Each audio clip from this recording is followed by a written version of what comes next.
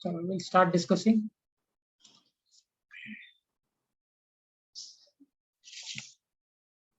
क्या डिस्कस कर रहे थे लास्ट हम लोग? Sir, you gave us work formula and we did few sums. Okay, fine. Before that, Naisha is joined. Naisha? Yeah, sir. बोलो बेटा, DPP 12 में कौन सा क्वेश्चंस में डाउट आया है? आप पूछो, पहले वो क्लियर करते फिर आगे पढ़ेंगे. Sir, just a second. Sir, I have a doubt in DPP 12. बोलो ना, which question? Question 10. Question number 10. Okay, it's a good question by the way. अच्छा, before question number 10, चलो पहले question 10 ही कर लेते हैं. Question number 10 में क्या कह रहा है? A rifle of mass 20 kg. So there is a rifle of mass. So rifle का mass मुझे दिया है and that is of 20 kg. Okay, fine. Can fire 4 bullets per second. So it can fire 4 bullets per second, है ना? So that rifle can fire 4 bullets per second. The mass of each bullet, so एक bullet का mass दिया है अपने को 35 into 10 raised to power minus 3 kg. This is the mass of single bullet, and its final velocity is 400 meter per second. So bullet का mass दिया 400 meter per second. Fine. Then what force must be applied by that applied on the rifle so that it does not move backward while firing the bullets? Okay, देखिए समझेंगे इसको हम लोग. So there is a rifle and this rifle is firing 4 bullets per second. So 1 second में ये rifle 4 bullet fire कर रहा है. तो मोमेंटम कंजर्वेशन का प्रिंसिपल अगर आप लगाओगे, इसको हम इम्पल्स बोलते हैं एक्चुअली. देखो आपको पता है F इज इक्वल टू क्या होता है Shubham? Delta P by delta T. मतलब rate of change of momentum is my external force. This is given by Newton's second law. अब देखो एक बुलेट का मोमेंटम निकाल दो. So momentum of single bullet कितना हो जाएगा? So that is equal to what? Mass of bullet into velocity. So this implies कि momentum of bullet कितना हो जाएगा? Mass of bullet is 35 into 10 raised to power minus 3 into 400. So momentum of bullet कितना हो जाएगा? This will be equal to 35 into 4 into 10 raised to power minus 2. ये 10 raised to power minus 3 और इधर से आ गया. So momentum of bullet कितना हो जाएगा? 140. So 10 raised to power minus 1.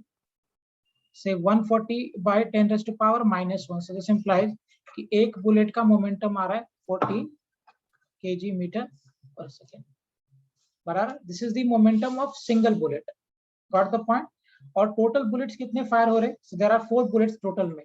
तो total force कितना लग रहा है backward direction में?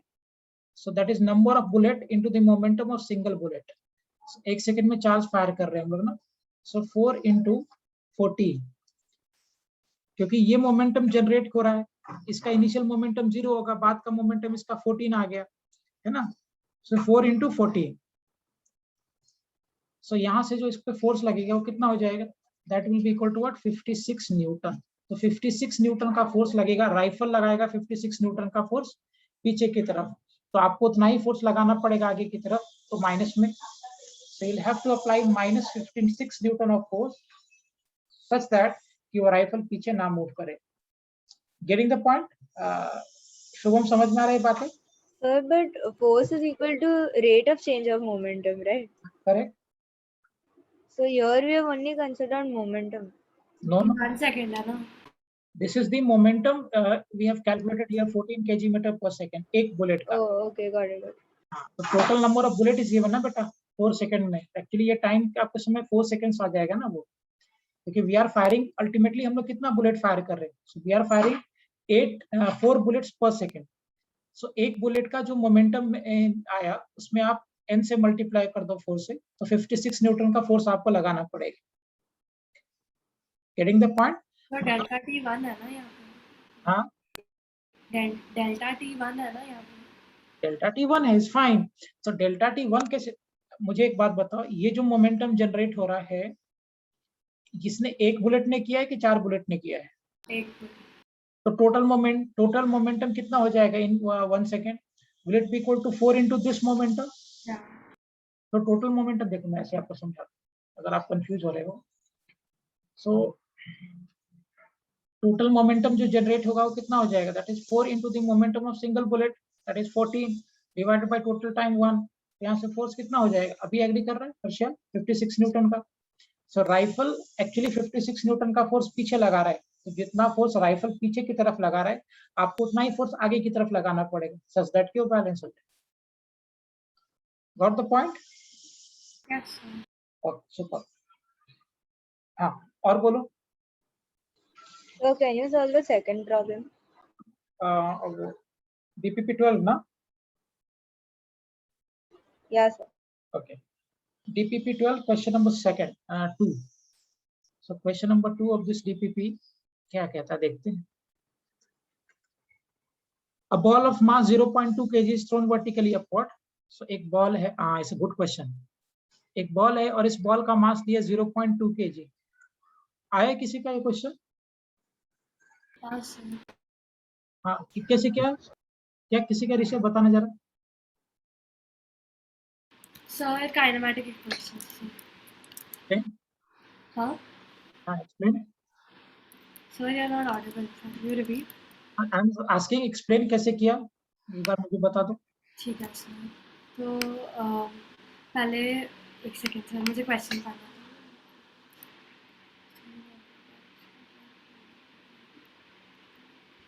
Sir, so root 2 GH will be 40. Okay. So I apply kinematical equation v square minus u square is equal to 2as. तो फिर मैंने सॉल्व किया तो ए का वैल्यू 100 आया। फिर उसके बाद जो फोर्स अप्लाइड है, जो नेट फोर्स है, वो force applied by the hand minus mg होएगा, मास इनटू ग्रेविटी। तो फिर मैंने वैल्यूज डाले और मिल गया। देख, a ball of mass 0.2 kg is thrown vertically upward. So this ball is being thrown vertically upward. ये बॉल को हम सीधा ऊपर फेंक रहे हैं vertically upward by applying a force by hand. If hand moves 0.2 metre, so ये हाथ जो मूव कर रहा है हमारा, मतलब ऐसे बॉल को लेते हैं और ऐसे फेंकते हैं, तो ये जो हाथ मेरा मूव कर रहा है ये 0.2 मीटर तक मूव कर रहा है। Fine. While applying the force and the ball goes up 2 metre of higher further, मतलब यहाँ से 2 मीटर और ऊपर चला गया। तो यहाँ से ये जो बॉल है ये 2 मीटर और ऊपर चला जा रहा है, तो 0.2 मीटर तो गया ही, साथ में ये 2 मीटर और ऊपर चला गया, राइट? ये 2 मीटर और ऊपर चला गया। फाइन। अभी क्या पूछ रहा है, तो टोटल ये 2.2 मीटर चला गया। Find the magnitude of force applied, तो आपसे पूछ रहा है find the magnitude of force applied.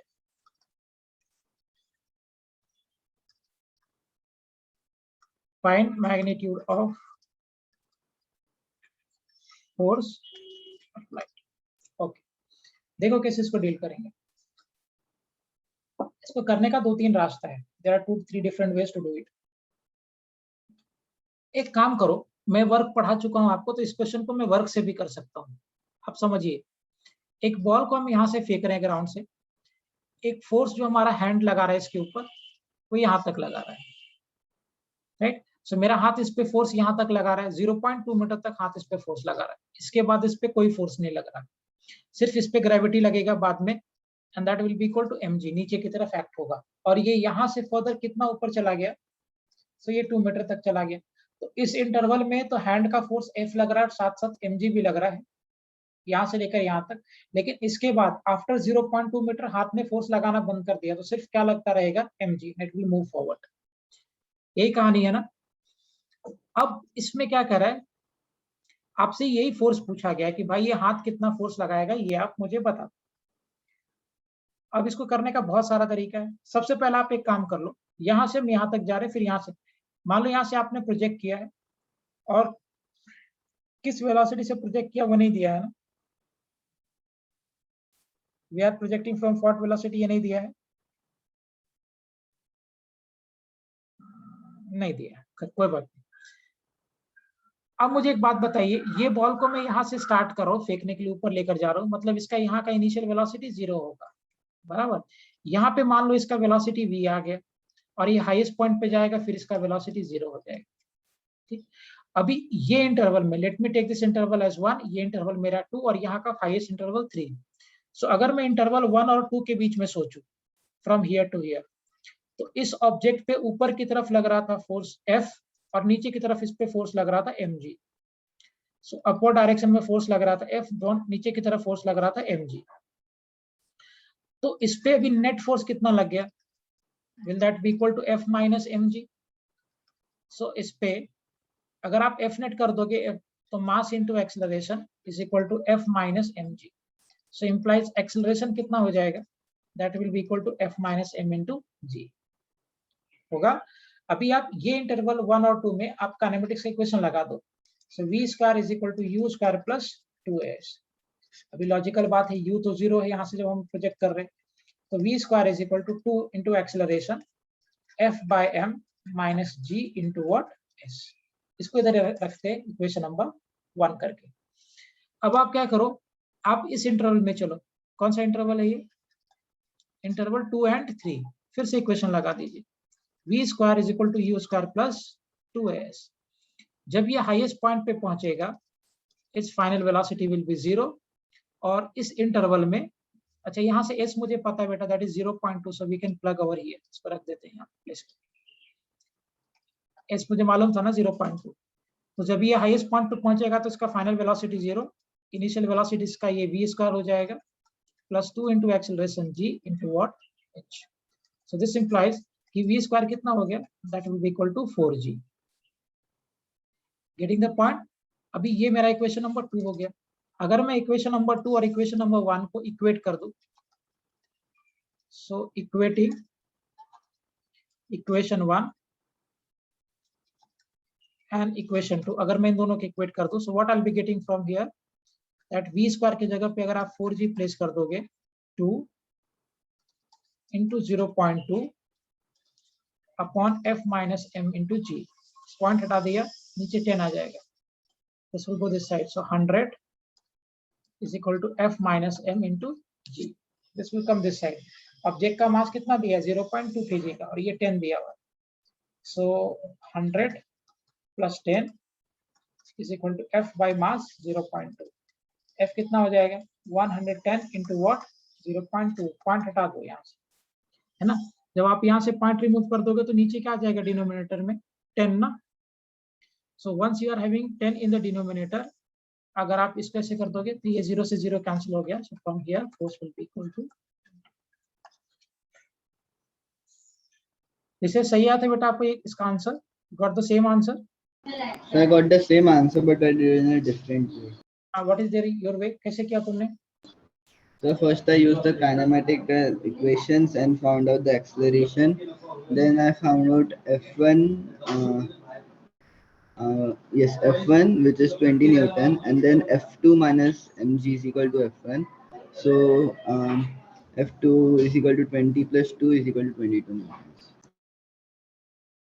नहीं, don't agree with that, answer match कर गया लेकिन वैसे सही नहीं, आपको ऐसे जाना पड़ेगा। इसका एक और अप्रोच है, वर्क एनर्जी थ्योरम से कर सकते हैं, बट अभी इस पे रखते हैं, एक और मेथड है इसका। Right now we go with this method only.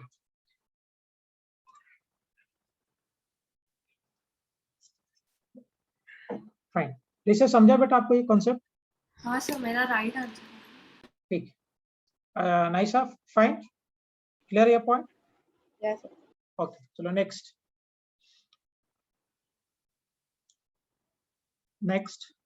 Sir मुझे 5th क्वेश्चन में डाउट है। 5th question, okay fine. बाकी लोग का है 5th question? I have not checked yet assignment, मैं चेक करूंगा। 5th क्वेश्चन में क्या करा देखते हैं। Yes. ओके, 5th में कह रहा है कि a body of mass 5 kg, so there is a body of mass 5 kg starts from the origin with initial velocity of 30 I cap plus 40 j cap। so इसका initial velocity vector दिया है 30 I cap plus 40 j cap meter per second। Fine, if the constant force, इसके ऊपर एक constant force vector के form में जो दिया हुआ है अपने को of -6 I cap minus of 5 J cap Newton acts on the body.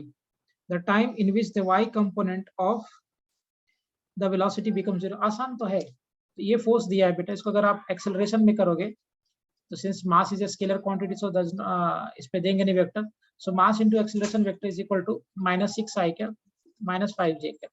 मास दिया है 5 kg, so 5 into acceleration is -6 I cap minus 5 of J cap. implies acceleration हो जाएगा -6 by 5 I cap minus 5 by 5 J cap. implies जो acceleration आएगा that will be -6 by 5 I cap minus of J1 J cap. J cap हो गया. अब y direction में अगर आप करोगे so v final velocity along y is equal to initial velocity along y plus acceleration along y into time t. y के along final velocity आपको क्या करना है, बिकम 0, तो ये तो 0 करना है. इनिशियल वेलोसिटी y के along कितना दिया है, that is -5. Getting the point?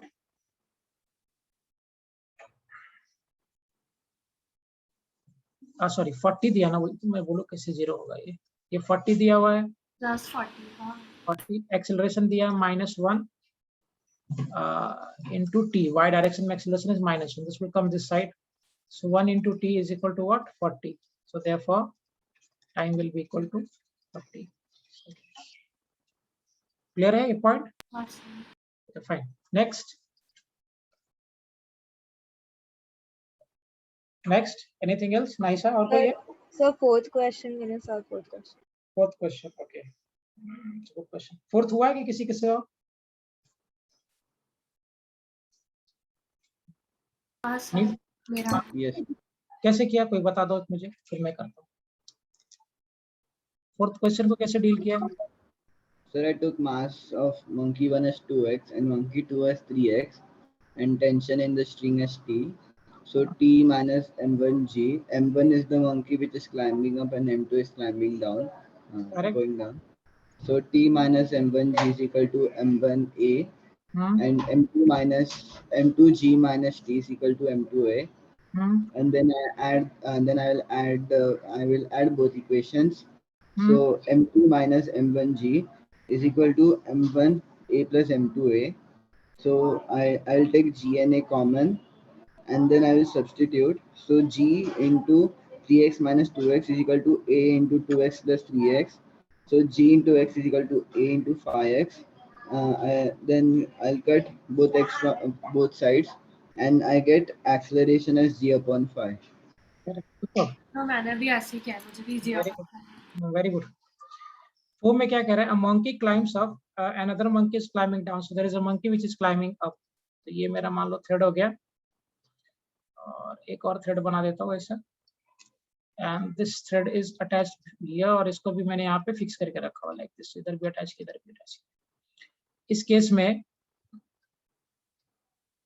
जो मंकी है ऐसा, this monkey is climbing up, ये ऊपर जा रहा है, and another monkey is climbing down the same hanging rope. So इसी रोप से, मतलब दोनों रोप सेम, मतलब टेंशन दोनों में सेम रखना पड़ेगा अपने को, ये इसका हिडन इन्फॉर्मेशन है. So another monkey climbs down, so ये नीचे आ रहा है. Okay. A rope hanging from a tree with the same uniform acceleration. So इसका एक्सेलरेशन जो ऊपर जाने का है, इसका भी नीचे आने का सेम एक्सेलरेशन. इसका ऊपर जाने का जो एक्सेलरेशन हो गया, इसका भी सेम हो गया नीचे आने का. Respective mass of the is 2:3. तो ये मैं मान लो मंकी ए है, ये मेरा मंकी बी है, स्मॉल ए लिख लेता हूँ. So mass of monkey A और मास ऑफ मंकी बी का रेशियो दिया हुआ है, मतलब M A by M B का रेशियो दिया हुआ है 2/3, यानी 2:3 का रेशियो दिया हुआ है. तो कॉमन एक्सेलरेशन पूछ रहा है, they are asking you the common acceleration. तो एक काम करो, इसमें 2:3 दिया है, इसका मतलब मंकी ए का मास मैं भी वही ले लेता हूँ x, और मंकी बी का मास हो जाएगा 3x. तो अगर आप इसका फ्री बॉडी डायग्राम बनाओगे, ऊपर इस पर टेंशन लग रहा है, नीचे क्या लग रहा है, ma into ji.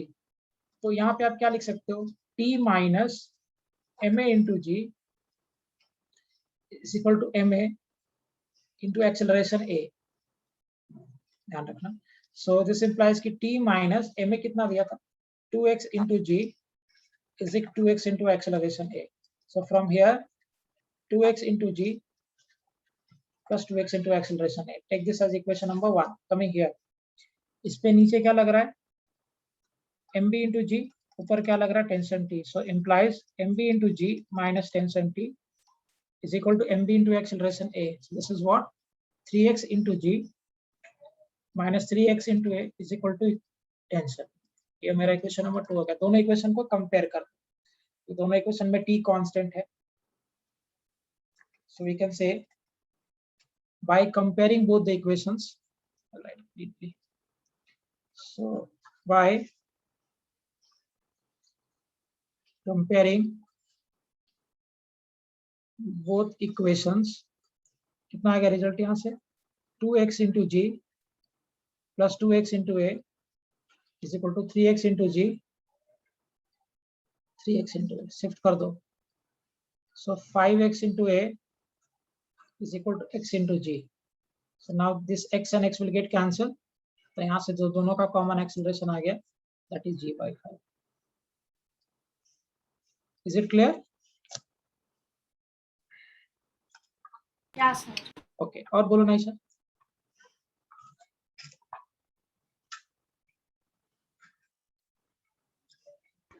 Sir, and ninth question, I was finding some problem in the calculation. So can you solve that also? Yeah. Question number 9. Na? A force of 1200 Newton.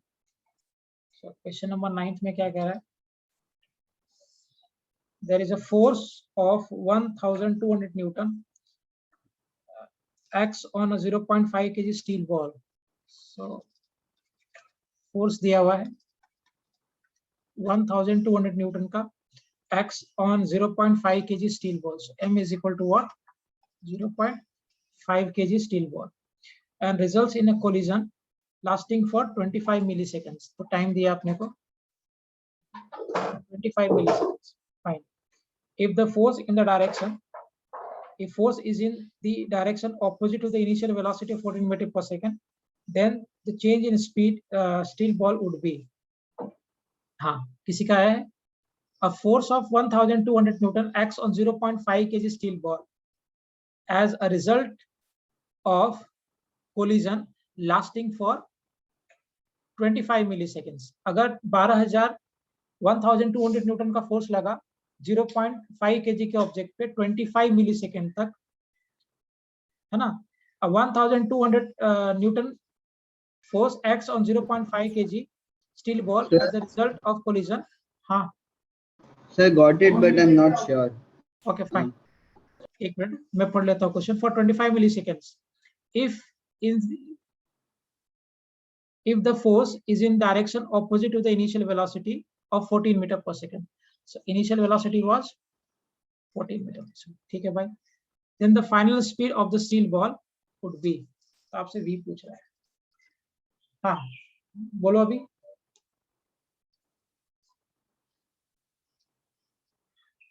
Yes, sir. F is equal to delta p by delta t. So F into delta t is change in momentum. So then I substituted the values, and from there I directly got v is equal to 4600. But then I thought the option was 46 meters per second. So I divided 1000 in each. I didn't understand that. Okay, fine. बाकी लोग? Anyone else? देखिए, ऋषि आया तुम्हारे बेटा इसका calculation? नहीं sir.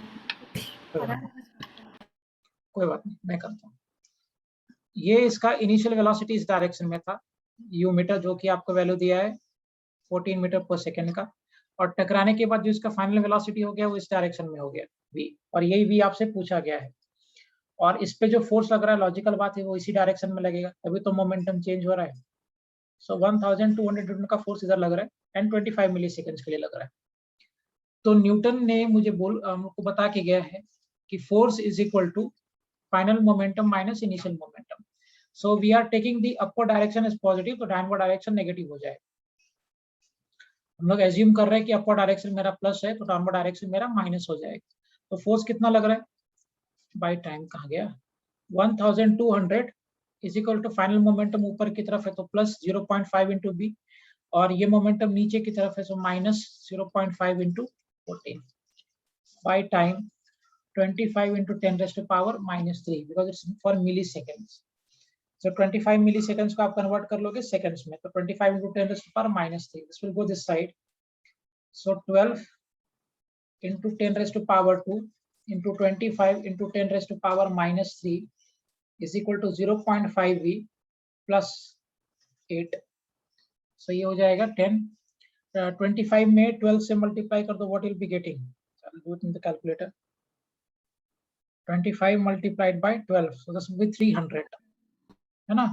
So 300 into 10 raised to power -1 is equal to 0.5 plus 8. So this will be 30. This will come this side. So ये कितना आगे इधर आने के बाद this will become what? 22. Sir v 0.5 v है। हाँ 0.5 भी बिल्कुल. So this will become what? 22. So as it is 22 is equal to what? 0.5 V. So going ahead from here, so अगर आप पॉइंट हटा दोगे this will become 10. कैलकुलेशन ढंग से देखते रहना. So this will become 10. 5 2 are 10. This will become go this side. So यहाँ से V का आंसर आ जाएगा 44. Is it clear with the calculation? So इसमें 44 exact नहीं दिया. So we'll go to the close one, which is for 46.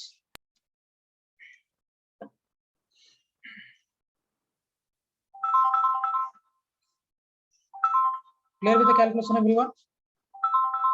लेकिन 44 दिया ही नहीं option. So we'll go to the closer option. होता है कभी कभी ऐसे कि 44 नहीं दिया, then we'll go to the closer option.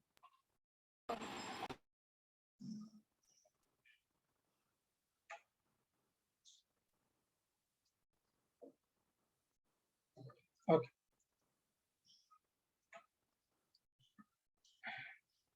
Fine. Clear यहाँ तक पॉइंट समझ में आ गया ढंग से यहाँ तक बातें? हाँ सर। Okay. और सर मुझे 46 आया। How come? सर +7 होगा ना? कहाँ पे कुछ गड़बड़ किया गया? +7 कहाँ पे? 0.5 V +7 होना चाहिए। हाँ मल्टीप्लिकेशन में +7 होगा, correct. This will be +7 here. So this will go this side. So ये आएगा 23. यहाँ तो सही आ रहा है, उससे कभी कभी उल्टा भी होता है. No, doesn't matter. So this will become what? 46. यहाँ तो आ रहा है डॉट. कभी कभी ऐसा भी होगा जेई मेंस में जब क्वेश्चंस करोगे ना, तो कभी कभी आप एग्जैक्ट आंसर के पास नहीं पहुंच पाओगे, तो क्लोजिंग आंसर आपको हिट करना है. तो अब जो क्लोज आंसर है वो आप हिट करोगे. Is it fine? क्लियर यहाँ तक point? Yes sir. Anything else? ये आगे पढ़े. नाइस. और कुछ है बेटा कि हो गया complete? 1 second No, sir, sir. let me just go through this. हाँ ये आगे देख.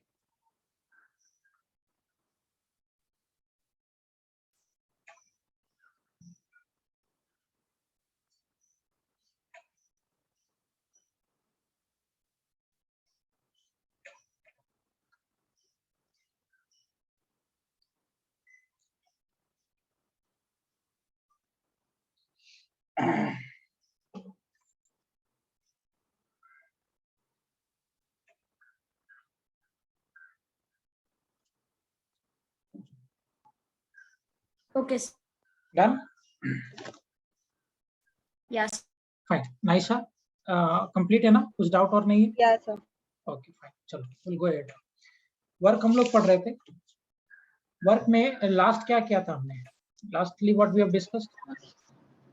So हाँ I got disconnected.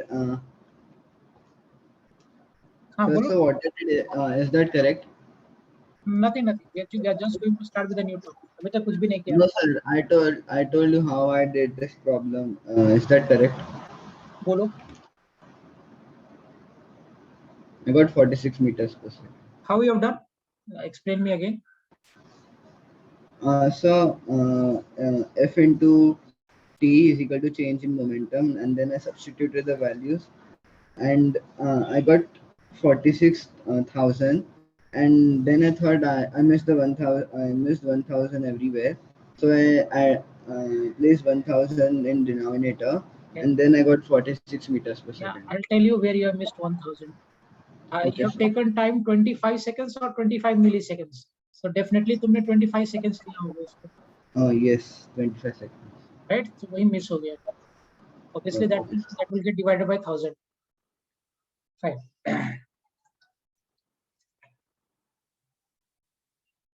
चलो आगे डिस्कस करते हैं. अच्छा, वर्क में कहाँ तक किया था हमने? कितने टाइप के क्वेश्चंस कर लिए थे?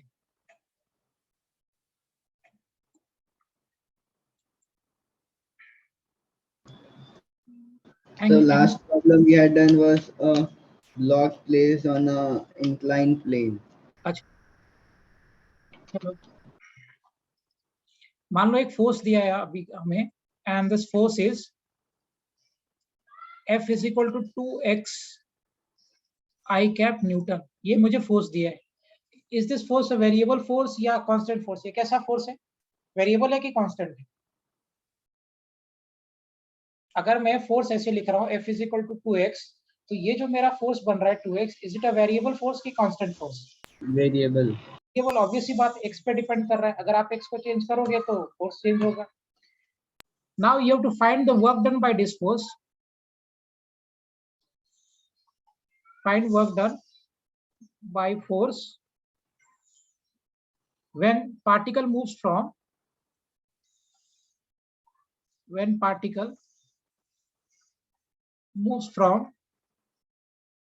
x is equal to 1 to x is equal to 2 metre. करीब.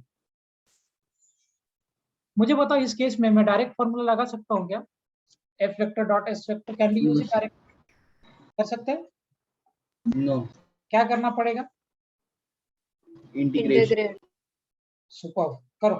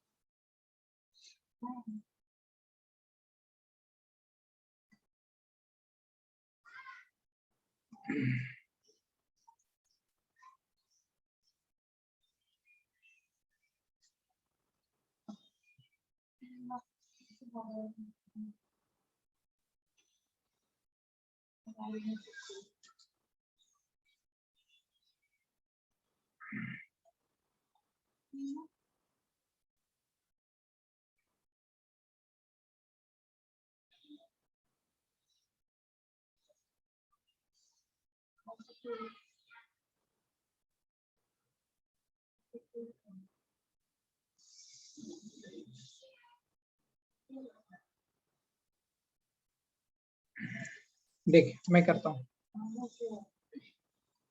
So if you'll talk about work done, तो लॉजिकल बात है यहाँ इंटीग्रेट करना पड़ेगा मुझे. I have no other option because this force is variable. So F vector dot dx vector की displacement भी x एक्सिस की तरफ हो रहा है और ये भी उधर की तरफ ही है, तो डॉट नहीं भी लिखोगे तो बात बन जाएगी आपकी. Integration of work done is equal to F into dx into cos theta. What will be theta here? Theta कितना हो जाएगा? देखो ना, फोर्स भी एक्स एक्सिस की तरफ ही लग रहा है ना, आई कैप में लग रहा है, तो force is also along acting along x axis. इधर ही लग रहा है एक्स में, और डिस्प्लेसमेंट भी इसी डायरेक्शन में हो रहा है, from X is equal to 1 metre to X is equal to 2 metre. तो जिस डायरेक्शन में फोर्स लग रहा है, अगर उसी डायरेक्शन में डिस्प्लेसमेंट भी हो रहा है, तो फोर्स और डिस्प्लेसमेंट के बीच का एंगल कितना है इस केस में? 0 डिग्री है ना. So this is 0 degree, and cos 0 will make you 1. So implies what? That integration of work done is equal to what? Integration of F into dx. Now we'll do the work. F we are having here. that is 2x, and this is what? Dx. Okay, you tell me the lower limit of x. 1. 1, correct. So we are going to move from 1, and what will be the upper limit of x here? 2. 2, and work done will be from 0 to w. Fine. Now, what we do with the constant in the integration? Take out. We'll take this out. So x into x, super. 1 to 2. So implies what? This is work from 0 to w. 2. I'm expecting कि I can write this directly. मैं लिख सकता हूँ ये चीजें. So this will get cancelled. So place the limit. Work minus 0. X square. So instead of x here, we'll place 2 here. So this will be 2 square minus 1 ka square. Implies work will be equal to 4 minus of 1, and therefore work we are getting here is of 2. Agreed? Yeah, sir. Fine, great, super. देखो बहुत easy question था. याद करो मैंने जो आपको last lecture में ये चीज समझाया है कि अगर force if it is constant then directly you can take the dot product, but if force is not constant, it is variable, in that case you will have to take integration. आपको integration करना ही पड़ेगा. You are not having any kind of other options. आपके पास कोई दूसरा option है ही नहीं other than integration, right?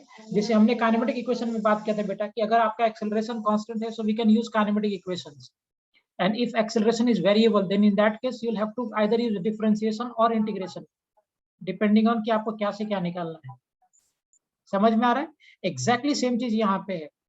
अगर force constant होता directly we can take dot product, but here if force is variable, in this case आपको क्या करना पड़ेगा? Integrate. Is it clear everyone? Yes.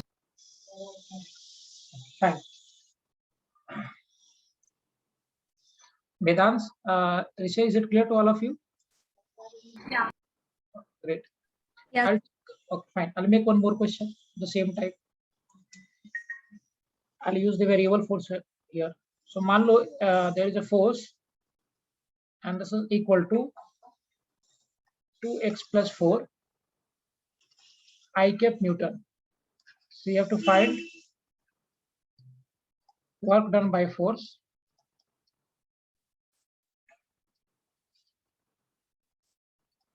when particle moves from x is equal to 0 to x is equal to 2. करिए.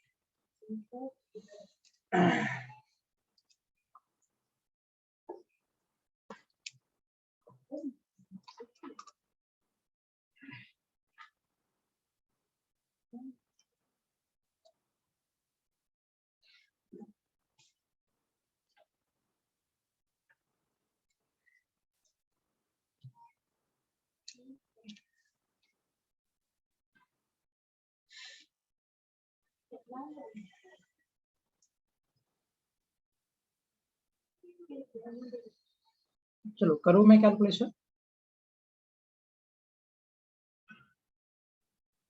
1 minute.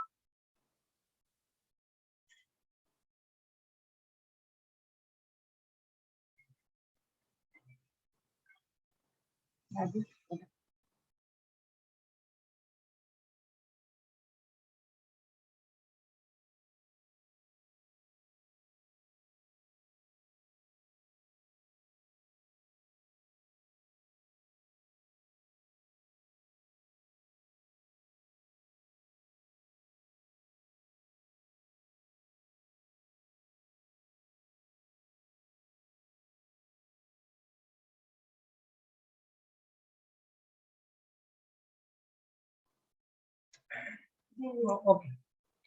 Kareem, look solve. Yes, sir. Okay, fine. You go ahead.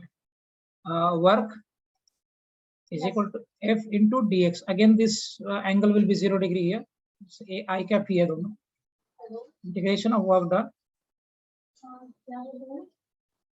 to x plus 4 into dx. Okay. You tell me the limit of x. X कहाँ से कहाँ जा रहा है?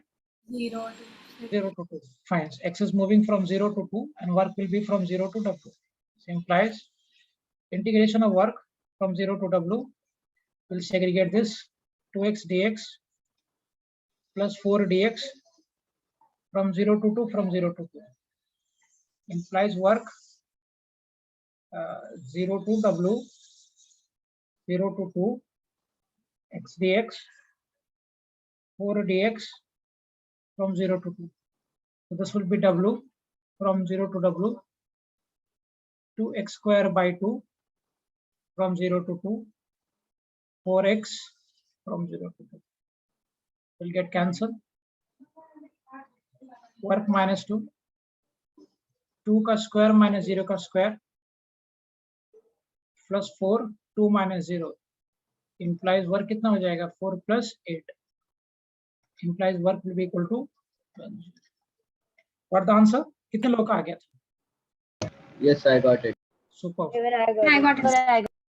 Good. Excellent. मतलब maximum लोगों का आ गया. So do I need to take more? कि बन जाएगा इस टाइप का अगर आएगा वेरिएबल फोर्स का तो बन जाएगा इस टाइप का क्वेश्चन आएगा तो हाँ सर बन जाएगा. Okay fine. Yes. Shall not take more wastage of time. इसी फॉर्मेट में मैं कुछ भी करके इक्वेशन चेंज करके आपको देता रहूंगा टू कैलकुलेट वर्क. क्वेश्चन इसी फॉर्मेट में बनेगा. एक वैरायटी का और क्वेश्चन बनता है और वो बहुत टफ बनता है. That is for JEE Mains. NEET में नहीं पूछता है वो क्वेश्चन. तो ये मैं मेंस लेवल का कर रहा हूँ. यहाँ जो मैंने किया वो जेई नीट जेई दोनों में आता है, मेंस और जेई नीट. ऑब्वियस सी बात, एडवांस में इतना सिंपल नहीं आएगा. क्वेश्चन क्या है कि फोर्स दिया हुआ है. Force is given to us is 2t. Force time पे डिपेंड कर रहा है और आपसे अभी पीछे फोर्स डिस्पोजिशन पर डिपेंड कर रहा था तो आपके लिए कैलकुलेशन करना इजी था. अभी फोर्स टाइम पे डिपेंड कर रहा है. आपसे पूछ रहा है find work done by force from t is equal to 1 second to t is equal to 2 seconds.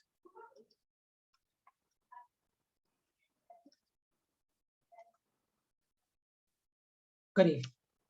अभी सोचो, आपसे नहीं होगा ऑब्वियस सी बात है, मुझे भी करना पड़ेगा, बट एक मैं थोड़ा देर के लिए आपको सोचने को टाइम देता हूँ.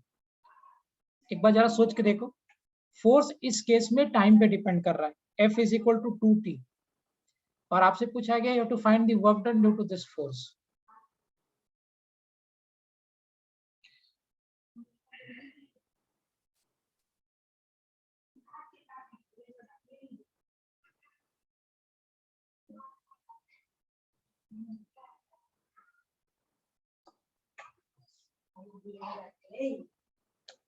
और पार्टिकल रेस्ट से स्टार्ट हो रहा है दिया हुआ है. पार्टिकल स्टार्टिंग फ्रॉम रेस्ट इस केस में. So that is given to us that particle here is starting from rest. Particle is starting from rest. ये ऑलरेडी आपको दिया हुआ है. So now see I will do this. The problem here is what कि अगर आप work के relation में जाओगे, if you go with the relation of work, तो आपको क्या मिलेगा? That work is equal to integration of f into dx. ये आता ना रिलेशन में, ये होता ना वर्क. अगर dx x के लॉन्ग जा रहा है तो वर्क क्या हो जाएगा? f इंटू dx बराबर. अब एक चीज सोच के देखो, that if I'll be placing here in place of force, so it will become 2t and here it will be dx. So work will be equal to what? 2t into dx. अभी यहाँ लफड़ा क्या है? What is the problem here? कि इधर time भी variable है और एक्स भी वेरिएबल है, दिख रहा है? टाइम इज ऑल्सो चेंजिंग और एक्स भी चेंज हो रहा है, दिख रहा है ना? इस टाइम यहाँ पे टाइम भी वेरिएबल और एक्स भी वेरिएबल है, तो हम ऐसे नहीं कर सकते. Either I'll have to replace time in terms of x और x in terms of time, दोनों में से कुछ भी आप प्लेस कर सकते हो. Getting the point what I'm saying? पिछले केस में ये हमको पेन नहीं था क्योंकि इधर भी x था और इधर भी x था, so that was very easy for us to integrate this. But इस केस में वो लफड़ा है और प्रॉब्लम क्या है कि इधर एक टाइम है और इधर एक फैक्टर x है, तो मुझे थोड़ा इसमें एडजस्ट करना पड़ेगा. Sir, हाँ, sir, can we consider dx as dt? no, how come? कैसे? There must be some logic ना बेटा. Okay. There must be some logic to get dx into dt. वही करेंगे हम लोग, बट कैसे करेंगे समझिए एक बात. एक मिनट, ऋषय, अंकिता इज नॉट देयर ना, वेदांश, इशिता, सबको ये बात समझ में आ रहा है कि इसमें प्रॉब्लम क्या है, क्यों हम इसको डायरेक्ट इंटीग्रेट हाँ नहीं? सर. यस. ये बहुत अच्छा क्वेश्चन है, नीट के बच्चे भी नहीं बना पाते इसको. प्रॉब्लम हियर इज कि टाइम और एक्स दो वेरिएबल है, so either I will have to replace time in terms of x और x in terms of time, दोनों में से कुछ भी आप कर सकते हो. और मैंने इजी बनाया, एक्चुअली 2t ही रखा है. एक बार जेई एडवांस ने पूछा था, वो अलग टाइप का क्वेश्चन था, वो भी कराऊंगा आपको. तो क्या करेंगे हम लोग यहाँ पे, जरा देखिए. एक काम करो, अगर मैं dt को डिनोमिनेटर में करके dt को न्यूमरेटर में भी कर देता हूँ, कोई problem if I am doing this? No, obviously. But ये करने से मुझे एक बेनिफिट होता है, और बेनिफिट क्या होता है कि dx by dt, you tell me कि अगर मैं डिस्प्लेसमेंट को टाइम के साथ डिफरेंशिएट कर रहा हूँ, then what I am getting? What will I get? Velocity. Velocity. Super. So this will give us velocity, right? So in short, जो हमारा रिलेशन फॉर्म हुआ, that is what? Integration of work done is equal to 2t into velocity into dt. अभी dt तो आ गया, लेकिन अभी ये problem आ गया, वेलोसिटी आ गया. अगर वेलोसिटी नहीं आता तो मेरा क्वेश्चन सॉल्व था, लेकिन अभी ये वेलोसिटी आ गया. लेकिन एक अच्छी बात हो गई कि dx को रिप्लेस करके मैंने dt के टर्म्स में I have replaced dx in terms of dt. एक अच्छी बात यहाँ से ये मिल हो गई. अब क्या करेंगे, देखिए, फोर्स मुझे पता है, राइट हियर, फोर्स मुझे पता है, दैट इज 2t, है ना? और फोर्स क्या होता है? Mass into acceleration, and that is equal to 2t. आप एज्यूम कर लेना कि ऑब्जेक्ट का मास 1 kg का है. I should have given in the question, but आप एज्यूम कर लो मास 1 kg का है. सो from here 1 into acceleration is equal to 2t. So acceleration कितना हो जाएगा? This is equal to 2t. Acceleration को can I write dv by dt is equal to 2t? लिख सकते हैं क्या हम लोग acceleration को dv by dt? Can we write acceleration as dv by dt? Yeah. Yes. Now adjust this side. So dv is equal to 2t into dt. Integrate कर देंगे. अच्छा, टाइम जब मेरा 1 सेकेंड था, when time was 1 second, body is starting from rest. 1 kg दिया नहीं था ना? हाँ, मास 1 kg दिया नहीं था ना? हाँ, that should be given. अगर नहीं दिया मैंने तो आप आंसर को मास के टर्म्स में ले लो. Got the point? ये जो क्वेश्चन बनाया मैंने, इसमें I have not given you mass. अगर मैंने मास नहीं दिया तो आप आंसर m के टर्म्स में रख देना, है ना? I should have given in the question. Fine, समझ में आ गया? Is it clear, beta, what I'm saying? Yes, sir. Okay. So जब when I was having time is equal to 1 second ना, तभी मेरा velocity 0 था, रेस्ट में था पार्टिकल. और किसी भी रैंडम टाइम t पे मान लो इसका वेलोसिटी v है, तो यहाँ से क्या रिलेशन आ जाएगा? v is equal to 0 plus v is equal to 2 into t square by 2 from 1 to t. So now this will get cancelled. So what I'm getting from here v is that is t square minus 1. ये आएगा ना limit place करने के बाद. एक बार time के जगह पे आप t प्लेस कर दो और बाद में आप टाइम के जगह पे 1 प्लेस कर दो, तो वेलोसिटी मुझे मिल गया t square minus 1. Getting the answer? ये वेलोसिटी समझ में आ गया कैसे निकाला मैंने, राइट? अभी इसी वेलोसिटी को आप यहाँ प्लेस कर दो वर्क में. So integration of work integration of 2t, or velocity can be replaced as t square minus 1 into dt. थोड़ा adjust कर देंगे. Work will take 2t outside. This will become t cube minus of t into dt. Work to bracket t cube into dt minus of t into dt.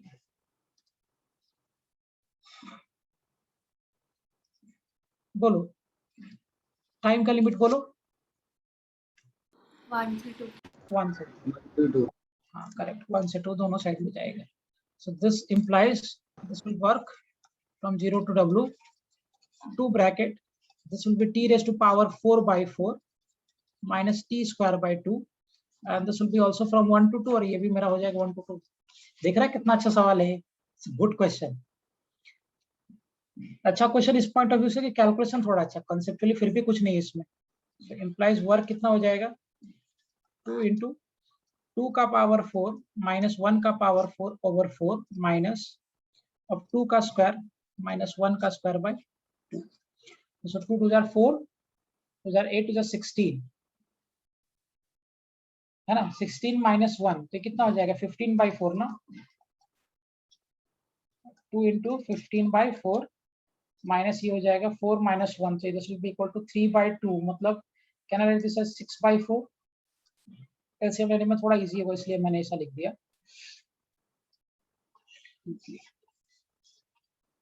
सो क्या आएगा, this implies work is equal to 2 to 4, 2 8 to 16, 16 minus 1 is what, 15 by 4 minus 2 to 4 minus 1, तो ये आ जाएगा 3 by 2. So this can be written as 6 by 4. इसको अगर मैं थोड़ा arrange करके और लिख दूं, ये क्या बन जाएगा, 6 by 4. So 6 by 4 का मतलब हो गया, this will become 9 by 4, मतलब ये 9 by 2 जूल आएगा, 4.5 joule. Check the calculation properly. कुछ डाउट आ रहा है मुझे पूछो.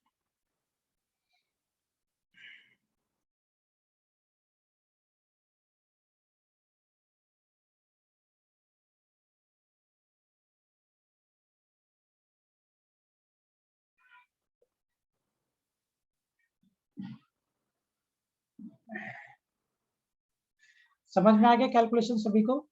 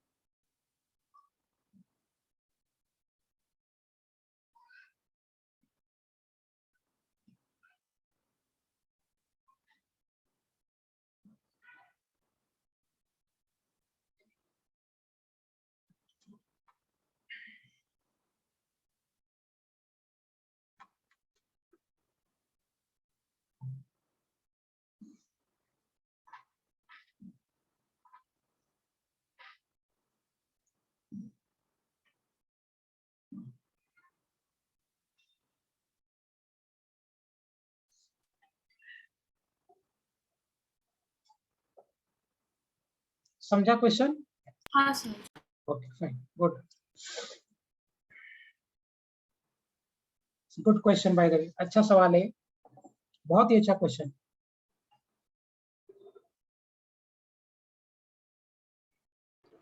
Sir, while calculating the velocity, why did we take the lower limit as 1? Because it's starting from 1. Lower limit हम लोग फिक्स करेंगे जो आपको दिया रहेगा, अपर लिमिट हम डिफाइन नहीं करेंगे, that will take any random time t. So initially lower limit 1 second ही लोगे, और अपर लिमिट के लिए आप एनी रैंडम टाइम टी ले लोगे, है ना. गेटिंग द पॉइंट बेटा. क्योंकि पार्टिकल जो मोशन स्टार्ट किया है, वो पार्टिकल मोशन स्टार्ट किया t is equal to 1 second में, इसलिए आपका लोअर लिमिट तो फिक्स रहेगा 1 second, upper limit can change. तो मैं ये जो वेलोसिटी निकाल रहा हूँ वो किसी भी रैंडम टाइम t के लिए निकाल रहा हूँ. So that's why I have taken upper limit as t and lower limit as 1 second. Got the point? Okay, sir.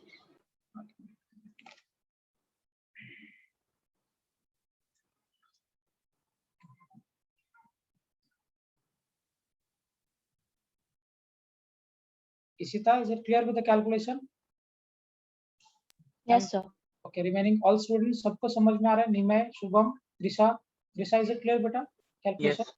Okay. Yes, sir. Super. Okay. देखो Sir, value. could you show the problem for a minute? I was right.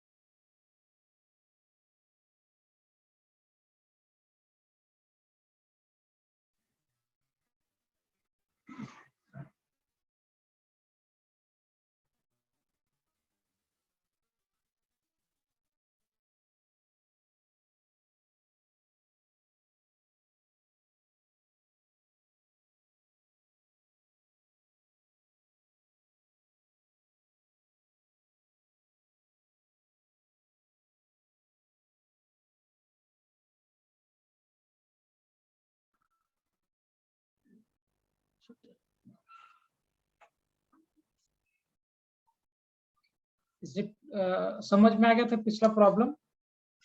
So the answer was 4 point. Sorry, 1. Yeah. अच्छा. So could you repeat the answer? Only the answer. Answer for what? Then previous problem. Shubham, what you are saying? The answer for the last problem is. It was 4.5 joules. Okay. अच्छा, अभी I have lost electricity, तो I have connected with mobile network. अगर किसी को sound में problem आएगा मुझे बोलना है, repeat again. Fine. Shall I take one more problem of time? ये दूसरे टाइप पे चले. कंसेप्ट समझ में आ गया? तो टाइम का कैसे करोगे आप? Yes. Okay, fine. So I'll go with a different type. So good question by the way. अच्छा सवाल है वो. मान लो मैं आपको एक ग्राफ बना के दे रहा हूँ. I am giving you a graph here. So एक ऐसे मान लो ग्राफ प्लॉट किया, फोर्स और डिस्प्लेसमेंट के बीच का ग्राफ.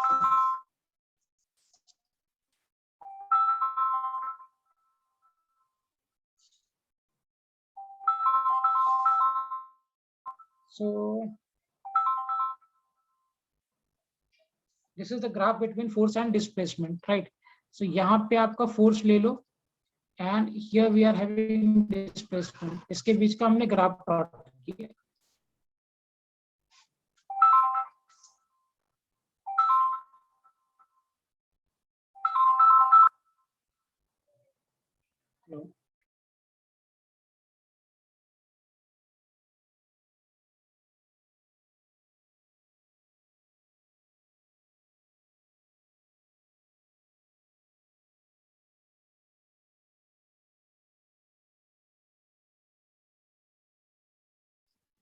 Am I audible? आवाज आ रहा है सभी को? हाँ Can you sir. hear me? Okay, fine. So मैं एक ग्राफ आपको प्लॉट करके दे रहा हूँ. And this graph is something like this.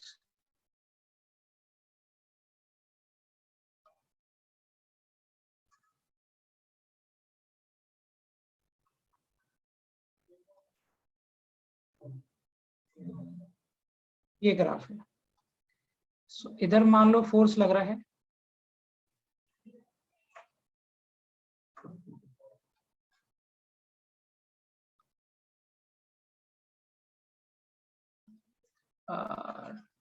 20 Newton this way, और ये एक्सिस पे हमारा डिस्प्लेसमेंट है, displacement is there on this axis.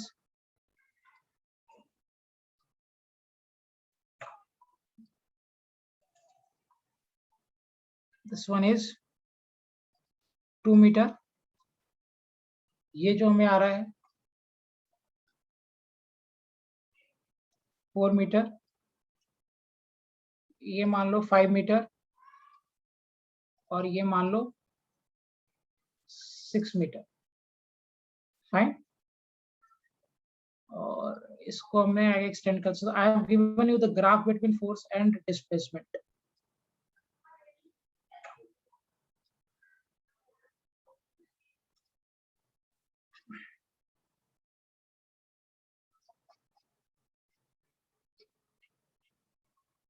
सो ये जो यहाँ का पॉइंट है ना, दिस इज रफली 10 न्यूटन के बराबर है, मतलब माइनस ऑफ 10 न्यूटन. देखिए ये वाले पॉइंट पे जो फोर्स लग रहा है वो -10 न्यूटन का है. आपको बताना है find work done.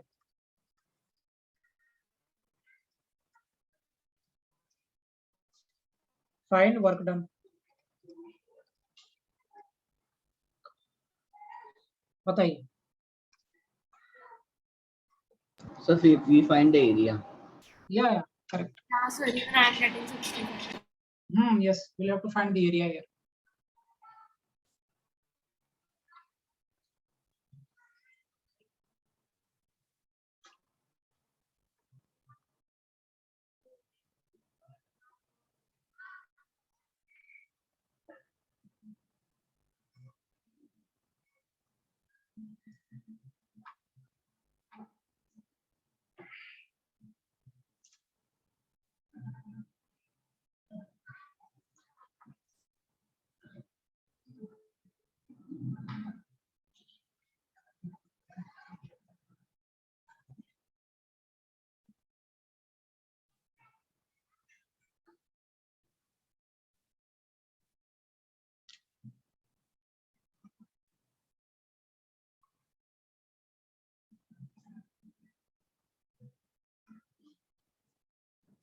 Sir, is the answer 60 joules?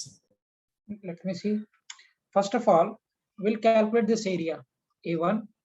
This is A2, A3, and A4. So first of all, get the area A1. A1 कितना हो जाएगा? Half into base into height. So that is half into 2 into what? 20. So we'll get cancels. This will be equal to 20 joule. This we have got. Now we'll go with this A2. This is base into height. So 2. This is okay. This is 20 here. So that will be 2 into 20. Implies A2 will be equal to what? 40 joule. Fine. Now we'll calculate this area A3. So that will be equal to what? Half into 1 into what? 20. So implies A3 will be equal to 10 joule. Now we'll calculate this area A4. A4 कितना हो जाएगा? Half into 6 minus 5, that is 1 into what? 10. And this is -10 actually. वही ये वाला area negative होगा क्योंकि force तो negative जा रहा है और डिस्प्लेसमेंट पॉजिटिव है, मतलब दोनों के बीच का एंगल 180 डिग्री है. इसमें वर्क डन नेगेटिव हो जाएगा. So A4 will be equal to -5 joule. Sorry. A4 will be equal to -5 joule. आपसे टोटल वर्क डन पूछा गया है. इम्प्लान will be equal to A1 plus A2 plus A3 plus A4. Implies कि total work done जब आप निकालोगे कितना हो जाएगा? A1 is what? 20 plus 40 plus 10 minus 5. So 40 to 60 and to 70. So work done total will be 65 joule. Was this the answer? क्या ये answer था सबका? Yeah, sir. Yeah, sir. ध्यान रखना बस बेटा, ये जब हम एरिया निकालेंगे ना तो एक्स एक्सिस के ऊपर का जो एरिया होगा that will be taken plus, क्योंकि यहाँ पे फोर्स भी पॉजिटिव और डिस्प्लेसमेंट भी पॉजिटिव है. सो ऑब्वियसली बात है एंगल विल बी 0 डिग्री. और इस केस में अगर आप देखोगे तो फोर्स नेगेटिव हो गया लेकिन डिस्प्लेसमेंट पॉजिटिव है, so here it will be negative, तो plus plus plus and minus, the answer will be 65 joule. Clear with this concept?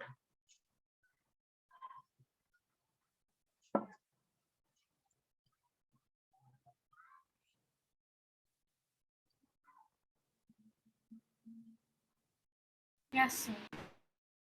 Okay, fine. We'll go ahead. आगे बढ़ते हैं। सभी को समझ में आ गया? शुभम, दिया, विषय, इशिता, मैदान, is it clear to all of you? Yes, sir. Fine. इस टाइप का और ले लूं कि समझ में आ रही है बात? Sir, I take more of this type. Is it okay? Yes, sir. It's okay. Okay, fine. अभी कुछ एक नया कंसेप्ट आपसे पूछता हूं मैं, हालांकि ये न्यूटन्स लॉ का है बट अभी पूछता हूं। मान लो एक हॉरिजॉन्टल सरफेस है और ये हॉरिजॉन्टल सरफेस पे I have placed a block here.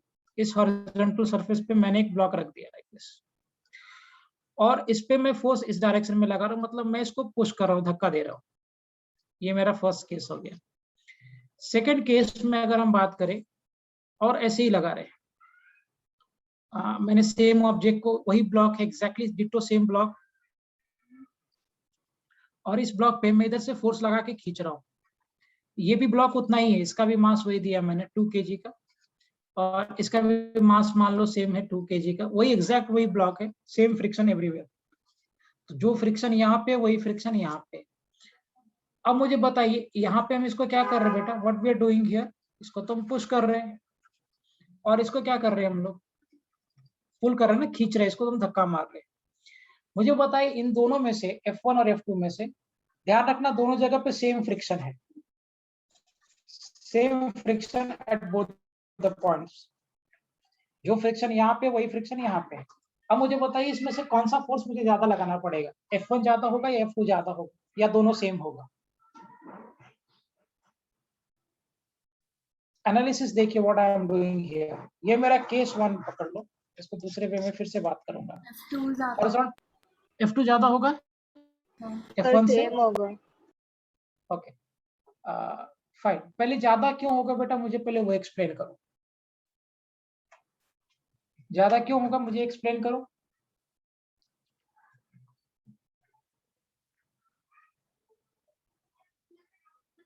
Okay, same क्यों होगा एक्सप्लेन करो।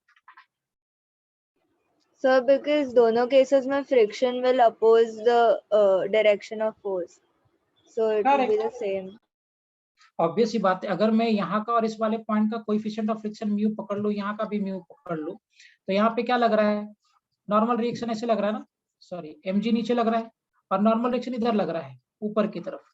एग्जैक्टली सेम वे में यहाँ पे भी mg नीचे लग रहा है और यहाँ पे भी नॉर्मल रिएक्शन ऊपर के डायरेक्शन में लग रहा है, बराबर। तो यहाँ पे फ्रिक्शन कितना होगा, will that be equal to mu into normal reaction. तो फ्रिक्शन कितना हो जाएगा, mu into mg, because normal reaction is equal to mg here.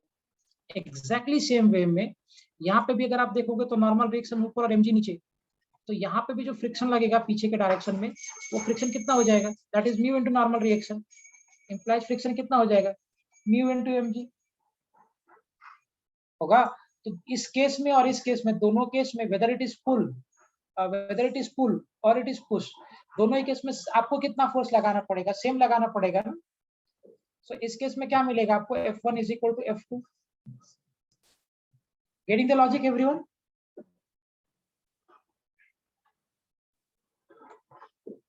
समझ में आ गया लॉजिक ये बात? मतलब यहाँ पे जो पुल फोर्स होगा will that be equal to push force?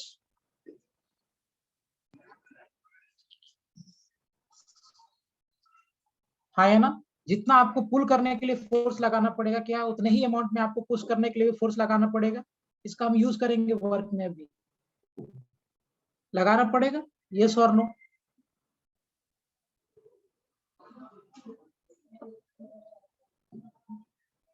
मैदान, Rishi, is it clear? Same force लगाना पड़ेगा क्या बेटा, पुल और ओके। लेकिन अब मुझे बात, I'll take the second case of this, case 2. Simple सा कॉन्सेप्ट है लेकिन समझना जरूरी है। फिर से मैं वैसा ही दो सरफेस ले लेता हूँ, I take the same surface here again, और इस केस में मैंने एक ब्लॉक ऐसे प्लेस कर दिया लाइक दिस, और एक दूसरा ब्लॉक फिर से ऐसे प्लेस कर दिया, same identical block, same block, कुछ भी अलग नहीं।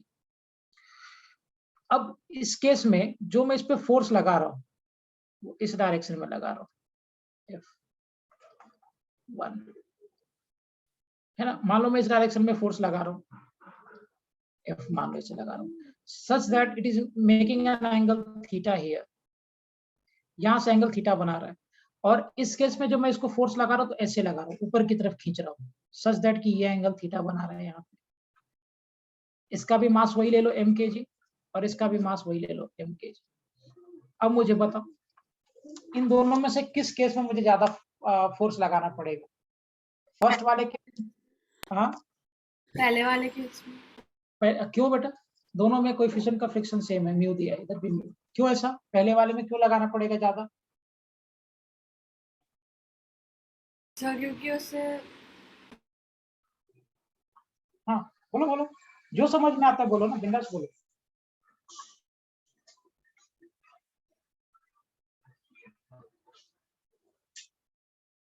Sir, it is the second one. Second case Sir, same ही होगा again. दोनों में सेम ही होगा। इस केस में तो सेम है फॉर श्योर, यहाँ तो सेम बता दिया मैंने लॉजिक के साथ। यहाँ एक्सप्लेन करिए क्या कंडीशन होगा ये।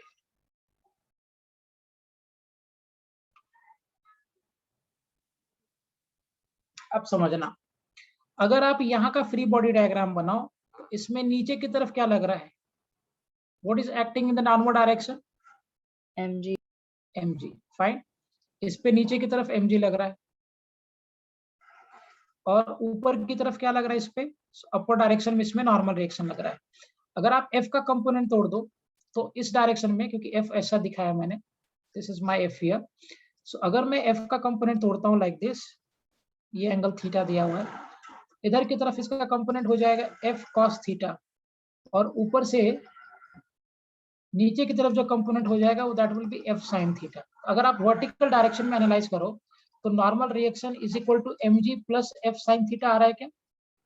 क्योंकि ऊपर लगने वाला फोर्स सिर्फ नॉर्मल रिएक्शन है, और नीचे क्या लग रहा है? mg plus f sin theta. तो मुझे बता बेटा इस केस में जो फ्रिक्शन लगेगा that is mu into normal reaction, तो फ्रिक्शन कितना हो जाएगा? Mu into mg into f cos theta, sorry f sin theta. ये लगा क्या फ्रिक्शन इस केस में?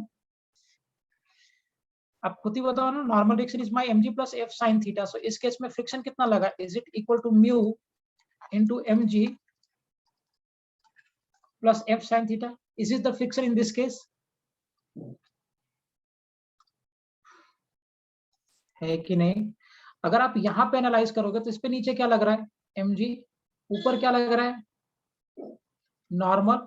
और अगर मैं f का कंपोनेंट तोड़ दूं तो इधर की तरफ कंपोनेंट कितना हो जाएगा? f cos थीटा, और सिंस ये बाहर की तरफ वेक्टर था तो इसका बाहर की तरफ कंपोनेंट उठेगा f sin थीटा। सो अगर आप यहाँ पे एनालाइज करो, इधर फ्रिक्शन लगेगा, यहाँ पे फ्रिक्शन लगेगा।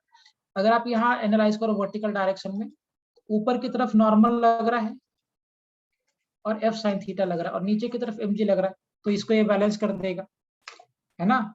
क्योंकि नॉर्मल भी ऊपर लग रहा है और f sin थीटा भी ऊपर लग रहा है और mg नीचे लग रहा है, so normal plus f sin theta will be equal to mg।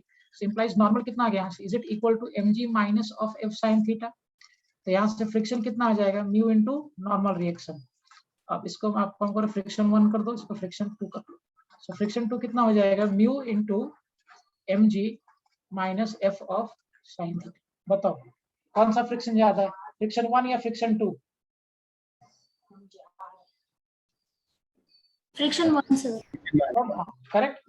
अगर फ्रिक्शन 1 ज्यादा है फ्रिक्शन 2 से, तो मुझे इस केस में कौन से केस में ज्यादा फोर्स लगाना पड़ेगा? पहले वाले केस में या सेकंड वाले केस में? सेकंड। अरे भाई जिसमें फ्रिक्शन ज्यादा होगा उसमें ज्यादा फोर्स लगाए। Yes yes. इसका मतलब यहाँ पे push force is more than pull force. Push करने वाला जो फोर्स है is more than pull force. Getting the point? इसका देखना वर्क में हम कैसे यूज करते हैं। Getting the point?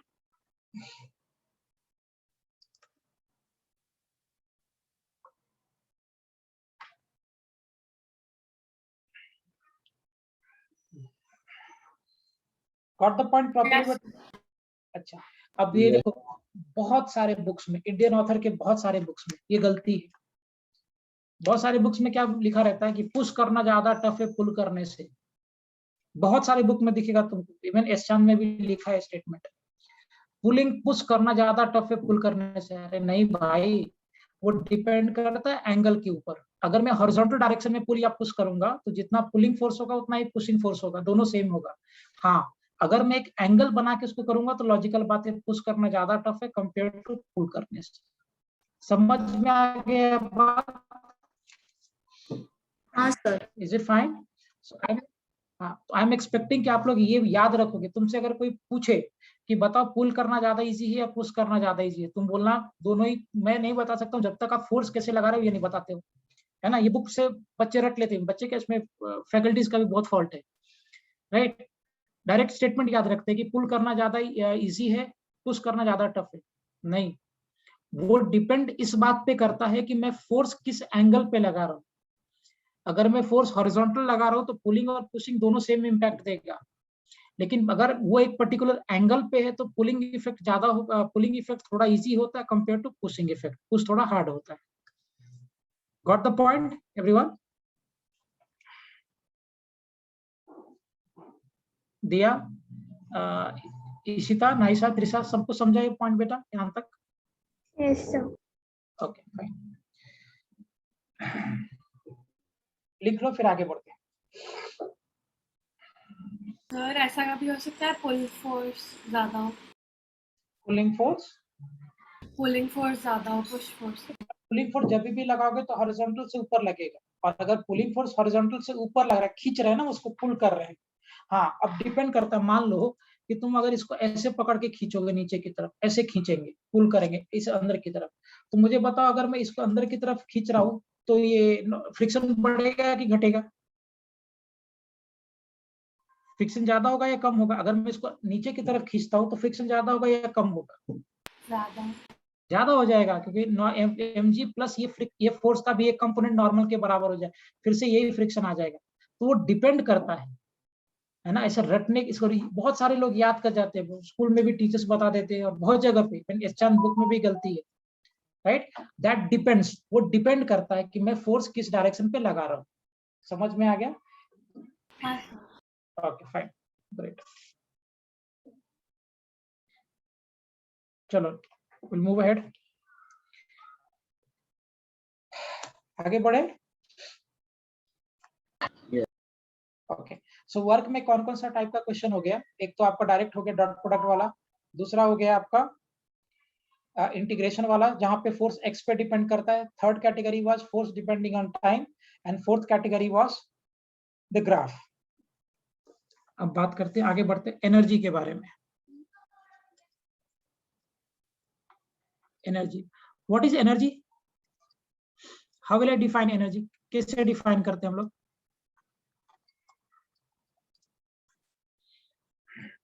बता दो कोई एनर्जी का डेफिनेशन।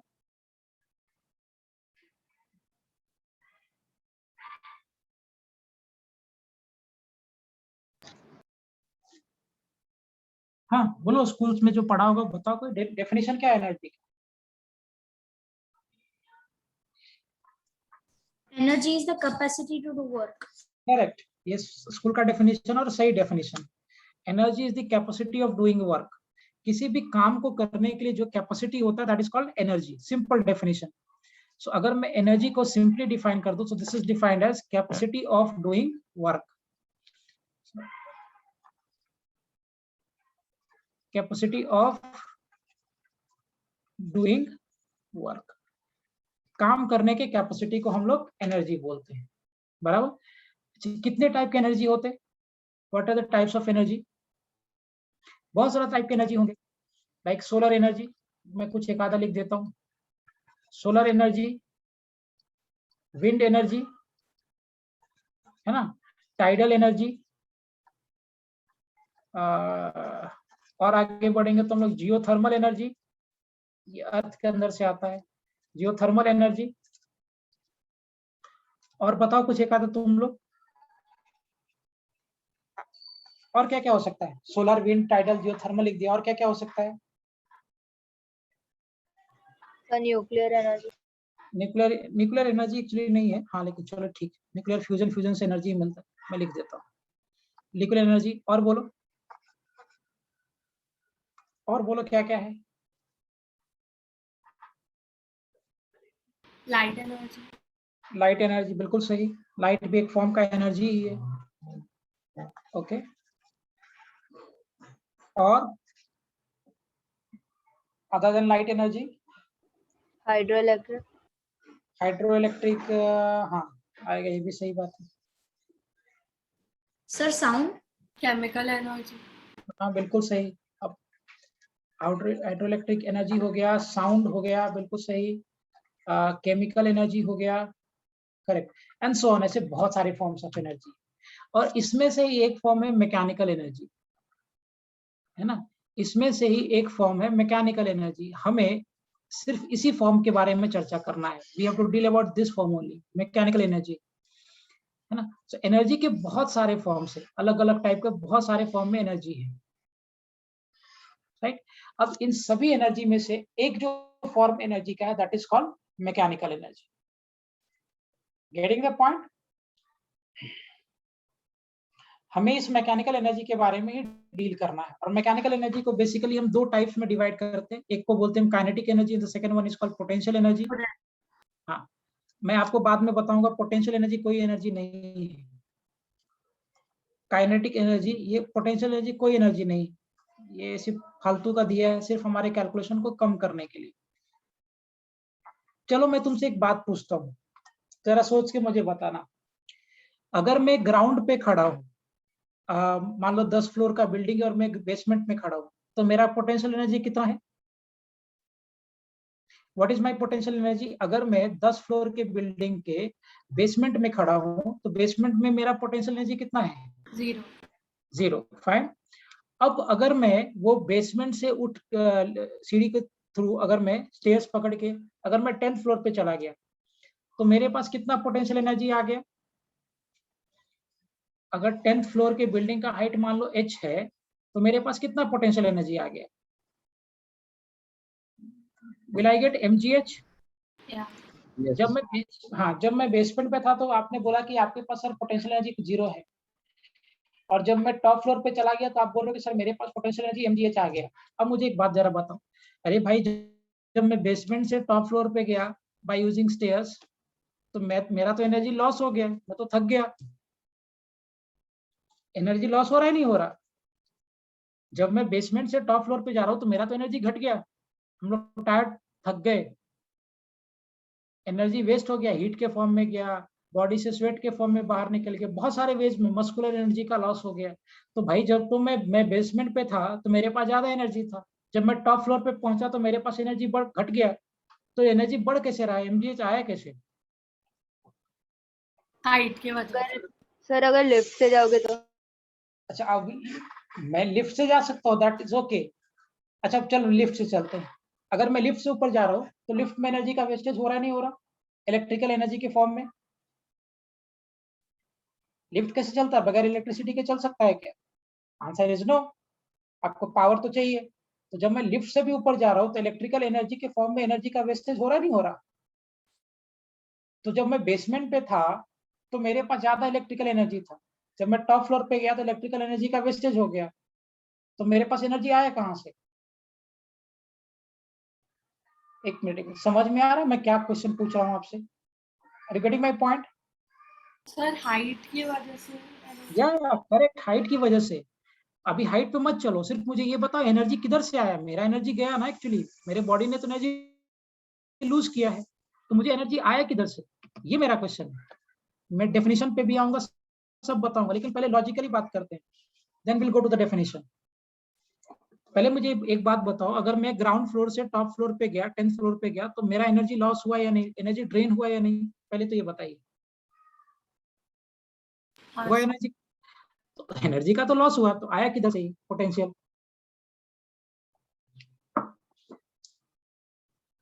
आपको बताऊंगा आगे चल के, ये पोटेंशियल एनर्जी कोई एनर्जी है ही नहीं बेटा, इट्स अ वर्क डन। और हम इसलिए पढ़ते हैं कि हमारा कैलकुलेशन इजी हो जाए, यहीं से बात समझ में आता है कि इट्स नॉट एनर्जी, कोई एनर्जी नहीं है, ये वर्क डन है।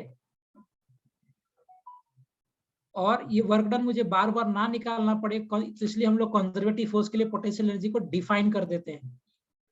मैं आपको बताऊंगा, may be not today, the next lecture. खैर, सो मैकेनिकल एनर्जी में से एक जो फॉर्मेट एनर्जी का है that is called kinetic energy. तो सबसे पहले हम लोग काइनेटिक एनर्जी के बारे में ही बात करेंगे, फिर उसके बाद पोटेंशियल पे आऊंगा, तब आपको बताऊंगा क्या होता है ये। So first of all will discuss about kinetic energy. Okay, so mechanical energy में ही एक फॉर्मेट का एनर्जी है जिसको हम बोलते हैं काइनेटिक एनर्जी। क्या होता है बेटा काइनेटिक एनर्जी, और क्यों आता है बॉडी के पास?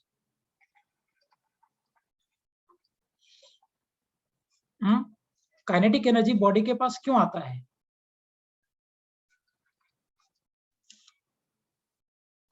बता सकते हो क्यों आता है? So when the body moves, the body has kinetic energy. Yes.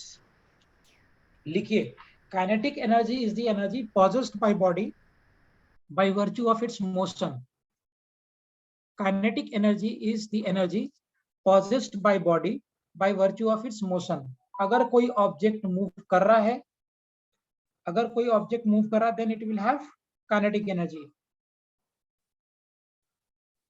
Getting the point? समझ में आ रही बात? So kinetic energy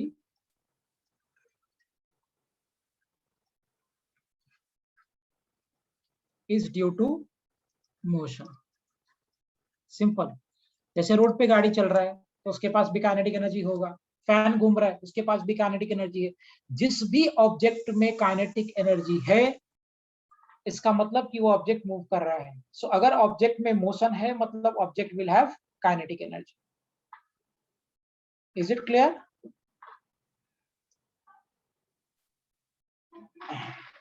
is it clear to all of you? Kinetic energy का मतलब क्या हो गया कि energy which is positive in body due to motion. अगर ऑब्जेक्ट मूव करेगा तो उसके पास काइनेटिक एनर्जी होगा, अगर ऑब्जेक्ट मूव नहीं करेगा तो उसके पास काइनेटिक एनर्जी नहीं होगा। Very simple.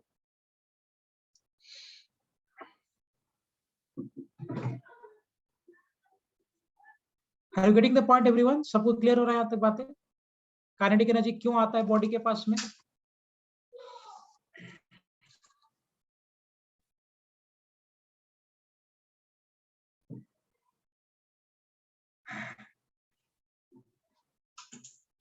समझ रहे हैं पॉइंट? काइनेटिक एनर्जी बॉडी के पास क्यों आता है, ये बात समझ में आ रहा है? It is the energy which is possessed in body by virtue of its motion. अगर ऑब्जेक्ट मूव करेगा तो उसके पास काइनेटिक एनर्जी आएगा, और अगर ऑब्जेक्ट मूव नहीं करेगा then it will not have kinetic energy.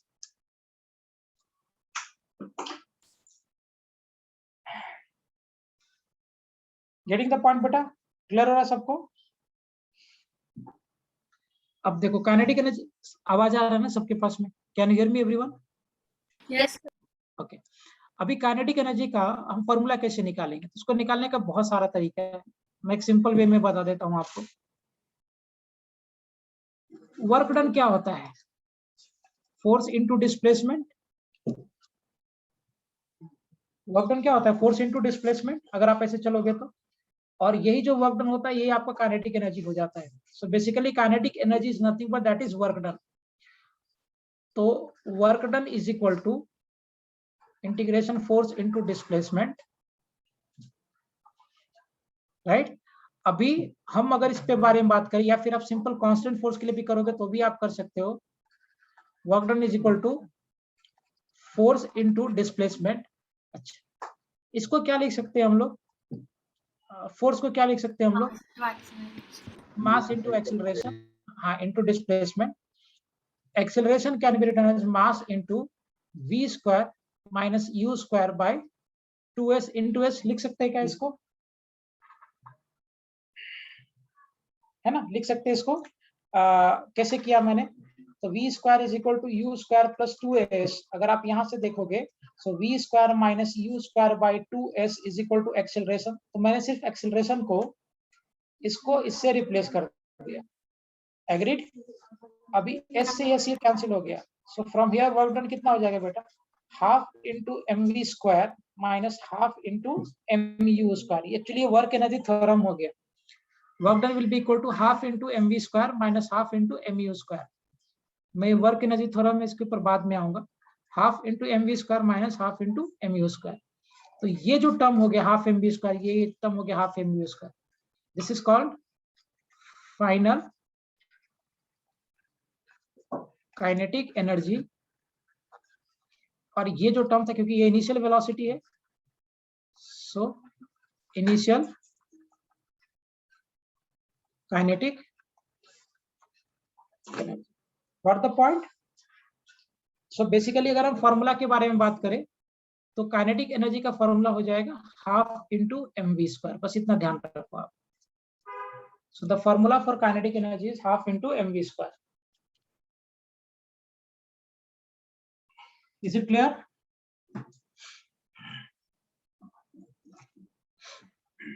समझ में आया सभी को? हाँ सर। ओके। इसको अगर बेटा और अच्छे से लिखना चाहो तो मैं, हालांकि बुक्स में नहीं लिखा रहता, but I will give you. This is called half into we vector dot we vector. It's a dot product. Kinetic energy को हम लिखते हैं half into M into we vector dot we vector. अब मुझे बताओ, अगर मैं इसके लिए बात करूं V vector dot we vector समझो, तो वी वेक्टर का वी वेक्टर के साथ ही कितना एंगल बनेगा? What will be the angle of v vector with v vector? 0. So this will be equal to v into cos theta, and theta here is 0. Cos 0 का value कितना आ गया? 1. 1. implies what कि v vector dot v vector will be equal to v square. So actually kinetic energy का actual formula ये है, ये नहीं है, but since इसका कोई relevance नहीं लिखने का, इसलिए हम लोग इसको इस फॉर्मेट में लिख देते हैं। आगे से अगर आपसे कोई पूछे कि what is the actual formula for kinetic energy, तो आप क्या बोलोगे कि the actual formula for kinetic energy is half into M into we vector dot we vector. It's a dot product of velocity. ऐसा नहीं होता है, हालांकि इसको लिखने का कोई खास रेलेवेंस नहीं है, एंगल 0 ही है, cos 0 का वैल्यू 1 हो जाएगा। Ultimately this can be written as v square, तो इसलिए हम लोग यही लिख के काम चला लेते हैं। Is it fine?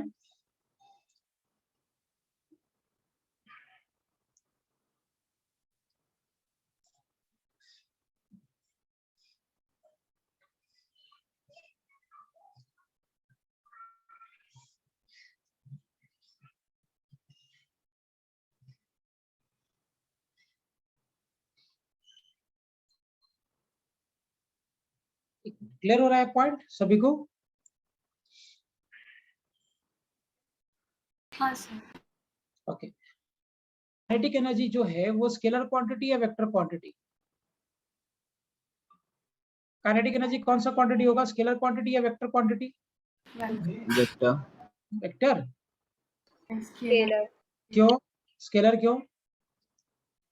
वाइट भी स्केलर? स्केलर क्यों होगा, वेक्टर क्यों नहीं होगा? Because it doesn't depend on the direction. No? Yeah, that's okay, but how can you justify from the formula which we are having here? यहाँ से हम कैसे justify कर पाएंगे कि whether it is scalar की? Dot product of two vectors is Yes, scalar. excellent. आपको पता है कि डॉट प्रोडक्ट करने के बाद जो एंड रिजल्ट मिलता है that is always a scalar quantity. Dot product करने के बाद जो एंड रिजल्ट मिलता है that is always a scalar quantity and it's a dot product here. तो लॉजिकल बात है कि ये जो आएगा this will be a scalar quantity. लिखिए, और वैसे भी एनर्जी का कोई डायरेक्शन नहीं होता, so it's a scalar quantity.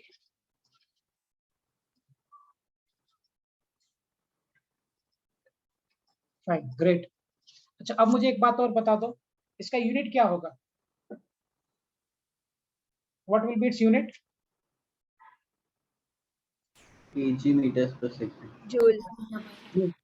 Actually अगर आप बात करोगे ना तो काइनेटिक एनर्जी होता है half into M V square. So mass का हो गया केजी, वेलोसिटी का हो जाएगा metre square by second square. तो इसका जो यूनिट बनेगा that will be equal to kg metre square by second square. And we know कि 1 kg metre square by second square is equal to 1 joule. So इसका एक unit है जिसको हम बोलते हैं जूल। ध्यान रखिएगा ये बात, हम लोग आगे से जब भी इसके यूनिट के बारे में बात करेंगे so I will write joule only. कभी कभी इसका न्यूटन ये भी लिखा जाता है, कभी कभी कैलोरीज में भी होता है। खैर will go by the SI only. तो ये हो गया जूल हमारा। Is it fine?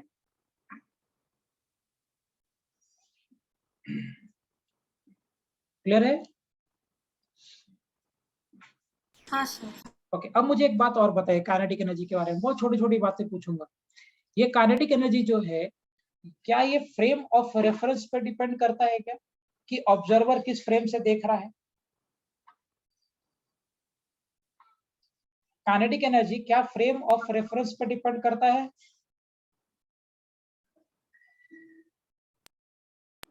No, sir. Yes it depends. क्योंकि मोशन है तो शायद। हाँ मैं बताता हूँ आपको कैसे। नाइसा तुमसे ही पूछूंगा मैं, आप ही बताओ। हम लोग ट्रेन में बैठ के जा रहे हैं, मान लो मैं, वो मेरे सामने कोई को पैसेंजर बैठा है, तो को पैसेंजर का जो मोशन है वो मेरे रिस्पेक्ट में कितना है? मेरे 0. जीरो। मेरे रिस्पेक्ट में तो को पैसेंजर मूव नहीं कर रहा। तो अगर को पैसेंजर मेरे रिस्पेक्ट में मूव नहीं कर रहा, तो क्या मेरे रिस्पेक्ट में को पैसेंजर का वेलोसिटी जीरो है? Yeah. तो अगर मेरे रिस्पेक्ट में को पैसेंजर का वेलोसिटी ही नहीं है, तो उसके पास मेरे रिस्पेक्ट में काइनेटिक एनर्जी कहाँ आएगी? Getting the point? Yeah, तो sir. Got it. It's a very very very very important point. Kinetic energy depends on frame of reference of observer. ये नॉर्मली समझेगा ही नहीं ढंग से अगर पढ़ोगे नहीं तो। Kinetic energy depends on frame of reference of observer. मतलब क्या बोल रहा है ये, कि भाई ऑब्जर्वर कहां से ऑब्जेक्ट को देख रहा है, कौन से फ्रेम से ऑब्जेक्ट को देख रहा है, ये भी बड़ा इंपॉर्टेंट है। क्योंकि अगर ऑब्जर्वर फ्रेम बदलेगा तो चेंज हो जाएगी बातें, है ना। सो kinetic energy depends on the frame of reference of observer.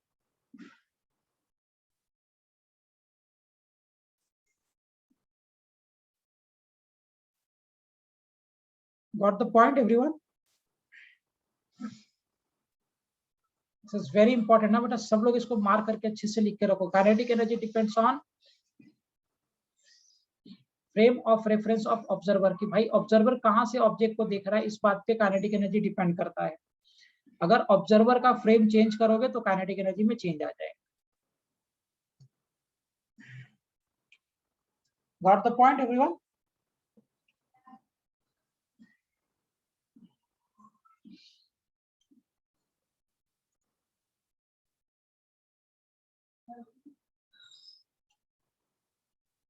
Yes sir. Okay super. समझ में आ गया सभी को? Shubham is it fine? Diya, Ishita? Ishita तो नहीं है उसका lecture. Yes. Okay, Naisa, Vedansh, Trisha, clear है सभी को ये पॉइंट?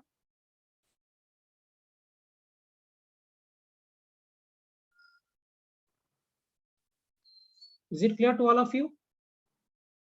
अच्छा मुझे एक बात बताओ, क्या वर्क भी फ्रेम ऑफ रेफरेंस पर डिपेंड करता है क्या? सोच के बताना। क्या वर्क डन भी फ्रेम ऑफ रेफरेंस पे डिपेंड करेगा, कि ऑब्जर्वर कहां से देख रहा है, क्या इस बात पे वर्क डिपेंड करेगा? हाँ बिल्कुल। वही एग्जांपल ट्रेन वाला ले लो ना, समझ में आ जाएगा।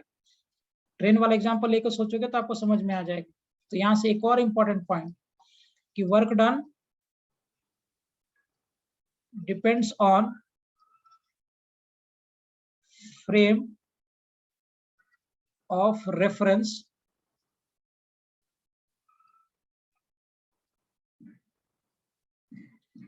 Of observer. ये भी उस बात पे डिपेंड करता है कि ऑब्जर्वर कहां से देख रहा है। ऑब्जर्वर अगर अपना पोजीशन चेंज करेगा तो अकॉर्डिंगली उसके लिए वर्क डन भी चेंज हो जाएगा।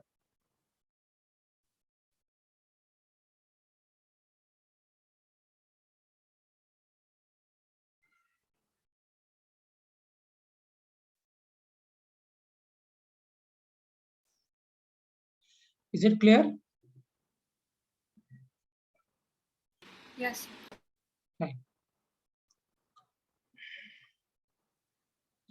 तो ये वर्क डन और काइनेटिक एनर्जी दोनों, ये दोनों फ्रेम पे डिपेंड करता है। यही नहीं, पोटेंशियल एनर्जी भी डिपेंड करता है। चलो I will make some questions. Question में आपसे मान लो मैंने पूछा है कि एक हॉरिजॉन्टल सरफेस है और ये हॉरिजॉन्टल सरफेस पे हमने एक ब्लॉक प्लेस किया है, लाइक दिस, ऐसे एक ब्लॉक प्लेस कर दिया। अभी इस ब्लॉक पे मैं फोर्स लगा रहा हूँ इस डायरेक्शन में, एंड 30 न्यूटन का फोर्स लगा रहे हैं हम, and this angle is given to us is 37 degree, और ये ऑब्जेक्ट का मास, ऑब्जेक्ट रेस्ट में प्लेस किया था। आपसे पूछ रहा है find kinetic energy of block after 4 seconds. करिए।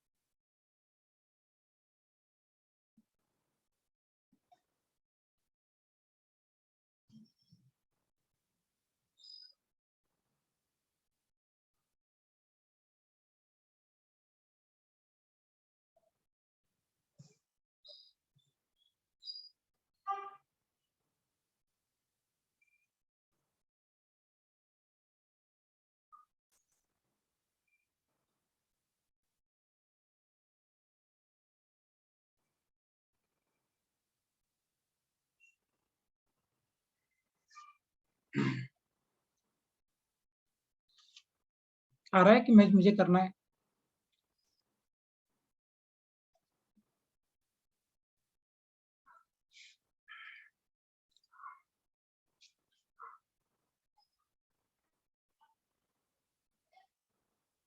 देखो, नहीं आया मैदान, आंसर नहीं आया तुम्हारा अभी तक? No, sir. Sir, I got it. Okay, good. देखते हैं, मैं भी करता हूँ, मैच कर लेना। सो फर्स्ट पहला जॉब तो ये कंपोनेंट ब्रेक डाउन कर लो। सो इधर का कंपोनेंट हो जाएगा 30 into cos of 37 degree, 30 into sine of 37 degree. So cos 37 degree is 4/5, so implies कि 30 into 4/5 this is equal to 24 Newton in this direction, and this is 30 into 3/5, 18 Newton in this direction. ऐसा लग रहा है इधर की तरफ। So horizontal direction में वही मेरा इंटरेस्ट है, और तो कोई फोर्स लेने लग नहीं रहा horizontal में। F net in horizontal is of 24, implies mass into acceleration is of 24, and the mass is given to us is of 2 kg into acceleration 24. This is 12. So we are having from here acceleration is equal to 12 meter per second square, right? Now we'll use the kinematic equation. बहुत लेंदी आ गया calculation. V is equal to U plus AT. So V is क्योंकि acceleration constant है तो हम kinematics का equation use कर सकते हैं। U मेरा 0 हो गया, body starts from rest into what 4 second में पूछा था ना। So velocity is equal to कितना आ गया, 48 meter per second. So we are going to get kinetic energy. Sir, did you ask me to unmute? No. Have you got the answer better? No, sir. Okay, fine, no problem. So half into mv square, so implies kinetic energy will be equal to half into mass दिया है 2 kg into 48 का square, this will get cancel. So kinetic energy will be equal to 48 का square. कितना आ रहा है बेटा आयशा? नाइसा क्या answer आ रहा है इसका 48 स्क्वायर का? 2304. How much? 2304। Okay, good. So this is the answer.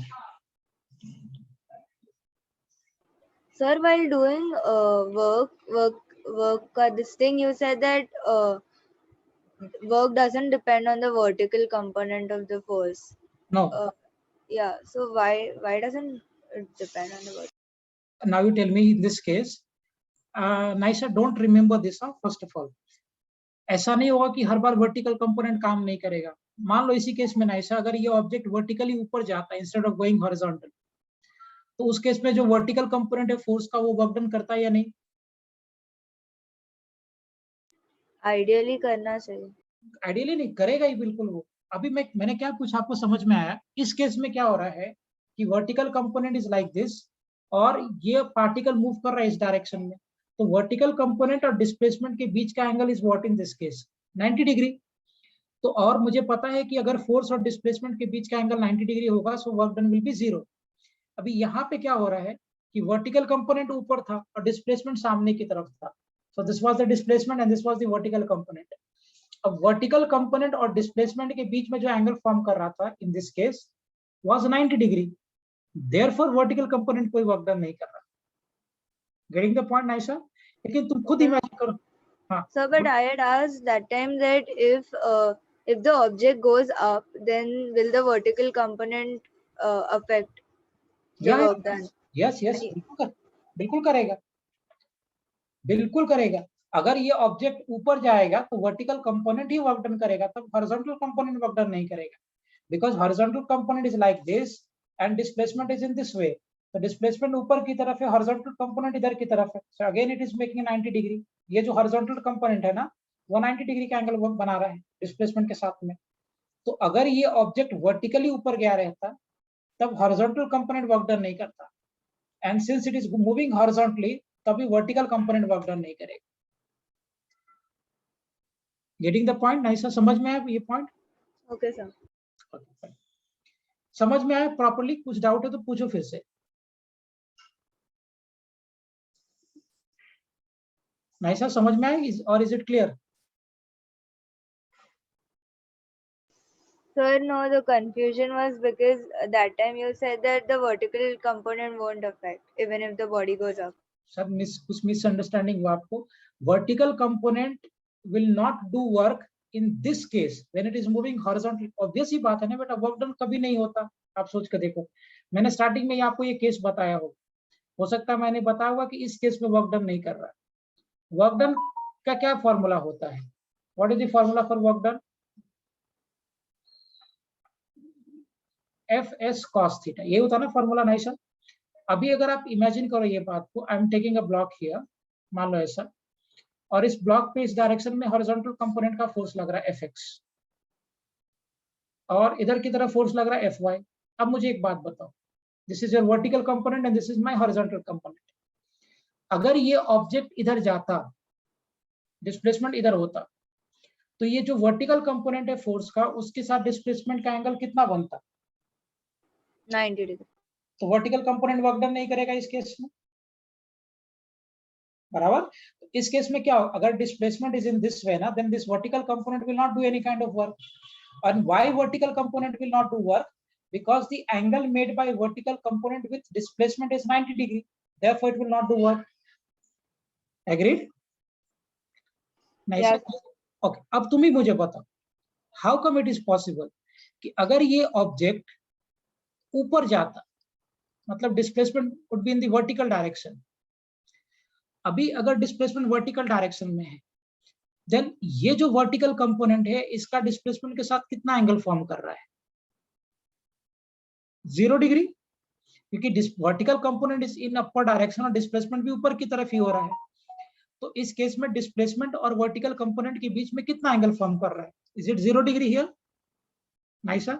Yes sir. तो वर्क डन करेगा या नहीं करेगा वर्टिकल कंपोनेंट? करेगा। बिल्कुल करेगा। अब मुझे बताओ, ये जो हॉरिजॉन्टल कंपोनेंट है फोर्स का, उसके साथ डिस्प्लेसमेंट का कितना एंगल बन रहा है इस केस में? 90 डिग्री। तो अब यहाँ पे हॉरिजॉन्टल कंपोनेंट वर्क डन करेगा क्या? इस केस में हॉरिजॉन्टल कंपोनेंट वर्क डन करेगा क्या? यस और नो? No, no, no. बिल्कुल। तो कभी भी नाइशा, जो तुम कंफ्यूज हो रहे हो ना, हो सकता है मैंने वहां पे उस केस के लिए बताया होगा और आपने ओवरऑल समझ लिया होगा। हमेशा एक बात ध्यान रखो, ऐसा रटना नहीं कि वर्टिकल कंपोनेंट काम नहीं करता, नॉट लाइक दैट। डिपेंड करता है सिचुएशन के ऊपर, कंडीशन क्या है, किधर मूवमेंट है ना। हमेशा फिजिक्स में बेटा, मैं कभी भी, तुम देखना पूरे कोर्स में भी तक भी देखा होगा और आगे भी देखोगे, मैं कभी भी ये नहीं बोलता हूँ कि यही होगा, क्योंकि फिजिक्स में हमेशा सिचुएशन चेंज करेगा तो उसके हिसाब से उसका इंटरप्रिटेशन चेंज करेगा। Getting the point? तो कभी भी जैसे केमिस्ट्री में होते हैं ना, कि ये सारा ट्रेंड चल रहा और बीच में एक एक्सेप्शन हो गया तो इसको रटना पड़ेगा, ये होगा तो होगा, वैसा फिजिक्स नहीं होता। यहाँ पे आपको कंडीशन को एनालाइज करना पड़ेगा, समझना पड़ेगा। Getting the point? तो कभी भी ऐसे मत याद करना कि ये होगा ये नहीं होगा, उसका इफ एंड बट होगा, ऐसा होगा, कोई अलग कंडीशन करेंगे तो क्या चीजें हो जाएगी ना, ऑल दैट।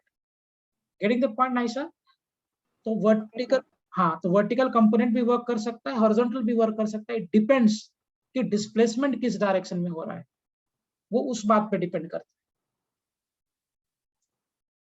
है। Got the point? प्रॉपर्ली समझ में आ गया कहानी? कंफ्यूज तो नहीं हुआ? No, sir. Okay fine. एक क्वेश्चन कराता हूं मैं, वेक्टर के फॉर्मेट में लेता हूँ, वर्क डन से लेता हूँ, काइनेटिक एनर्जी से नहीं।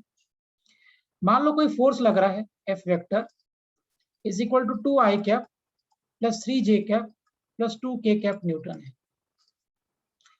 और पार्टिकल डिस्प्लेस कर रहा है फ्रॉम कहां से कहां तक, 1, 2, 3 से ये मूव करके जा रहा है 6, 9, 6 तक। आपसे पूछ रहा है find work done by force. समझना, फोर्स कितना लग रहा है, 2 i cap 3j cap plus 2k cap, और पार्टिकल कहां से कहां मूव कर रहा है, 1, 2, 3 से मूव करके जा रहा है 6, 9, 6 तक। तो आपसे पूछ रहा है कि find out the work done by force. This is the initial point, ये इसका इनिशियल पॉइंट है और ये इसका फाइनल पॉइंट है।